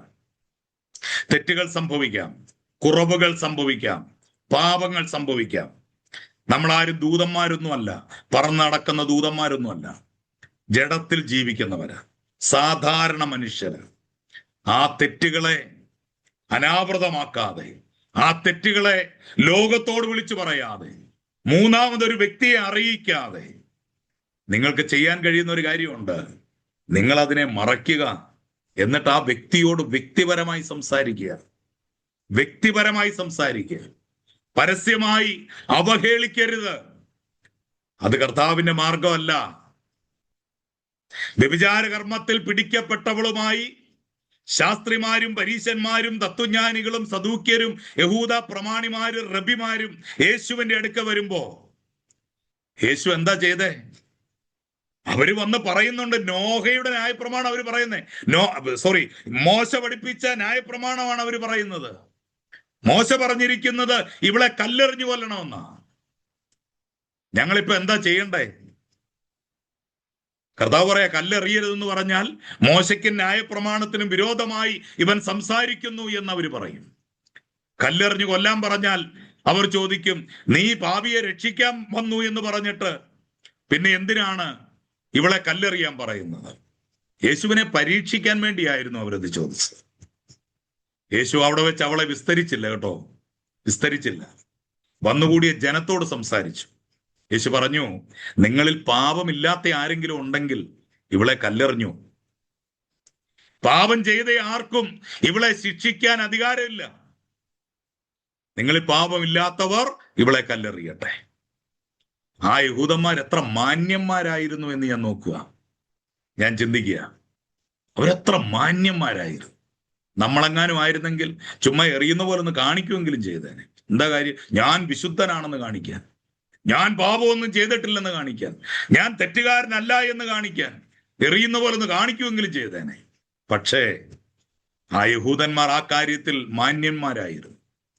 പെട്ടെന്ന് അവരുടെ പാപത്തിലേക്ക് അവരുടെ ചിന്ത പോയി. ഞാൻ ഇന്ന പാപം ചെയ്തിട്ടുണ്ട്, ഞാൻ ഇന്ന തെറ്റ് ചെയ്തിട്ടുണ്ട്, എൻ്റെ ജീവിതത്തിൽ മിസ്റ്റേക്കുകൾ വന്നിട്ടുണ്ട്, സംഭവിച്ചു പോയിട്ടുണ്ട്. ഓരോരുത്തരായി കല്ലുകൾ താഴെയിട്ട് അവർ മടങ്ങിപ്പോയി കഴിഞ്ഞപ്പോ യേശു അവളെ വ്യക്തിപരമായി വിളിച്ചു. ആരും നിന്നെ കല്ലെറിഞ്ഞില്ല അല്ലേ? അവള് പറഞ്ഞില്ല. ജീവൻ തിരിച്ചു കിട്ടിയ സന്തോഷത്തിൽ അവള് നിൽക്കുക. അവള് പറഞ്ഞ, ആരും കല്ലെറിഞ്ഞില്ല. യേശു പറഞ്ഞു, ഞാനും നിന്നെ എറിയുന്നില്ല. എന്തിനാ യേശു അങ്ങനെ പറഞ്ഞേ? ഇവിടെ എറിയാൻ പ്രാപ്തിയുള്ള യോഗ്യതയുള്ള ഒരാളെ ഉള്ളൂ, അത് ഞാനാ. കാരണം ഞാൻ പാപം ചെയ്തിട്ടില്ല. യേശുവിനെ കുറിച്ച് അങ്ങനെ പറയുന്ന, പാപം ഒഴികെ നമുക്ക് തുല്യമായി സകലത്തിലും പരീക്ഷിക്കപ്പെട്ടവൻ. അപ്പോൾ ഞാനും നിന്നെ അറിയുന്നില്ല. പക്ഷെ സ്നേഹത്തോടൊരു കാര്യം ഓർപ്പിക്കട്ടെ സഹോദരി, ഇനിമേൽ നീ പാപം ചെയ്യരുത്. ഇനി നീ ആ തെറ്റ് ചെയ്യരുത്. ഇത് പരസ്യമായിട്ടല്ല, രഹസ്യമായിട്ട് പറഞ്ഞു. ശമരിയക്കാരിത്തിയുമായി യേശു സംസാരിക്കുമ്പോ അവിടെ വേറെ ക്രൗഡൊന്നുമില്ല. പക്ഷെ യേശുവിന്റെ ശിഷ്യന്മാരുണ്ട് 12 പേര്. പക്ഷെ യേശു അവരോട് പറഞ്ഞു, നിങ്ങൾ പട്ടണത്തിൽ പോയി ഭക്ഷണം വാങ്ങിക്കൊണ്ടുവരാൻ പറഞ്ഞു. ലോക ചരിത്രത്തിൽ ആദ്യമായി ഒരാൾക്ക് ഭക്ഷണം മേടിക്കാൻ 12 പേര് പോയ സംഭവം നമ്മൾ അവിടെ വായിക്കുന്നത്. സാധാരണ 12 പേർക്ക് ഭക്ഷണം വാങ്ങാൻ ഒരാളാ പോകുന്നത്. എന്നാൽ ഇവിടെ ഒരാൾക്ക് ഭക്ഷണം വാങ്ങാൻ 12 പേര് പോയി. യേശുവിനറിയാം യുവമാർ ഇവിടെ നിന്നാൽ ശരിയാകുകയില്ല. കർത്താവ് അതുകൊണ്ട് അവരെ പറഞ്ഞയച്ചു. അവരെ പറഞ്ഞയച്ചതിന് ശേഷം ശമരിയക്കാരിയോട് യേശു സംസാരിച്ചു. നിനക്ക് 5 ഭർത്താക്കന്മാരുണ്ടായിരുന്നു, ഇപ്പോഴുള്ളവൻ നിന്റെ ഭർത്താവല്ല. നീ തരുന്ന വെള്ളം ഉണ്ടല്ലോ, അത് കുടിക്കുന്നവന് പിന്നെയും ദാഹിക്കും. പക്ഷെ ഞാൻ തരുന്ന വെള്ളം കുടിച്ചാൽ ഒരു നാളും ദാഹിക്കില്ല. എന്തിനേറെ അവൾ മശികയെ മനസ്സിലാക്കി. തന്റെ മുൻപിൽ തന്നോട് സംസാരിക്കുന്ന ആളെ അവൾക്ക് മനസ്സിലായി. അവൾ അവിടെ വെച്ച് രക്ഷിക്കപ്പെടുന്നു. ഈ രക്ഷയുടെ സന്ദേശം അറിയിക്കാൻ അവൾ ബന്ധപ്പെടുന്നു. അവൾ പട്ടണത്തിലേക്ക് പോകുന്നു. ഞാൻ ആ ഭാഗം വായിക്കുമ്പോ എന്നെ ഒത്തിരി ചിന്തിപ്പിക്കുന്ന ഒരു കാര്യമുണ്ട്. ഈ 12 മിടുക്കന്മാർ, എപ്പോഴും കൂടെ നടക്കുന്ന മിടുക്കന്മാര് പട്ടണത്തിൽ പോയായിരുന്നു. എന്തിനാ പോയേ? ഭക്ഷണം മേടിക്കാനാ പോയേ. ഇവര് പോയിട്ട് 12 എണ്ണം തന്നെ തിരിച്ചു വന്നത് അത്ഭുതമാണ്. പോയ 12 എണ്ണവും തിരിച്ചു വന്നത് തന്നെ അത്ഭുതമാണ്. പക്ഷേ ഒരുത്തി, ശമരിയക്കാരുത്തി, അവൾ പട്ടണത്തിലേക്ക് പോയി. അവൾ തിരിച്ചു വന്നപ്പോ ആ പട്ടണം മുഴുവൻ അവളുടെ കൂടെ ഉണ്ടായിരുന്നു. അവള് പറഞ്ഞു, ഞാൻ മശിഹയെ എന്ന് പറഞ്ഞാൽ ക്രിസ്തുവിനെ കണ്ടെത്തിയിരിക്കുന്നു. എന്റെ ജീവിതത്തിൽ സംഭവിച്ചത് മുഴുവൻ വിളിച്ചു പറഞ്ഞ ഒരുത്തനെ ഞാൻ കണ്ടെത്തി. നിങ്ങൾ വന്നാ നിങ്ങൾക്കും കേൾക്കാം, നിങ്ങൾ വരിക എന്ന് പറഞ്ഞ് അവരെ കൂട്ടിക്കൊണ്ടുവന്നു. നിങ്ങൾ ഓർത്തേ പ്രിയമുള്ളവരെ, യേശുവിന്റെ കൂടെ എപ്പോഴും നടക്കുന്ന 12 ശിഷ്യന്മാർ പട്ടണത്തിൽ പോയി ഭക്ഷണവും വാങ്ങി പോയതുപോലെ തിരിച്ചു വന്നപ്പോ ഈ സ്ത്രീ പട്ടണത്തെയുമായിട്ട് തിരിച്ചു വന്നു. ഭക്ഷണം കൊണ്ട് കൊടുത്തപ്പോ യേശു പറഞ്ഞു, എനിക്ക് വേണ്ട, നിങ്ങൾ അറിയാത്ത ഒരാഹാരം ഞാൻ കഴിക്കുന്നുണ്ട്. അപ്പൊ പിന്നെ എന്തിനാ ഇവരെ പറഞ്ഞു വിട്ടെ? ഒറ്റ കാര്യമുള്ളൂ, ഒഴിവാക്കുക, അത്രേ ഉള്ളൂ. ഇവരവിടെ നിന്നാൽ ഇവളുടെ പാപങ്ങളെ അവരുടെ മുൻപിൽ വെച്ച് പറയാൻ യേശുവിന് മനസ്സില്ല. യേശുവിന് ഇഷ്ടമല്ല മറ്റൊരാളുടെ മുൻപിൽ ഒരാളുടെ പാപത്തെ പറയാൻ. ആ യേശുവിനെ ഫോളോ ചെയ്യുന്നവരാ നമ്മൾ. അതുകൊണ്ട് നമ്മളും അങ്ങനെ തന്നെ ആയിരിക്കണം. അതുകൊണ്ട് ഈ ക്ലാസ് നമ്മളിവിടെ അവസാനിപ്പിക്കുകയാണ്. അടുത്ത തിങ്കളാഴ്ച വീണ്ടും നമുക്ക് ക്ലാസ് ഉണ്ടായിരിക്കും. എല്ലാവരും ക്ലാസ്സിൽ കയറണം.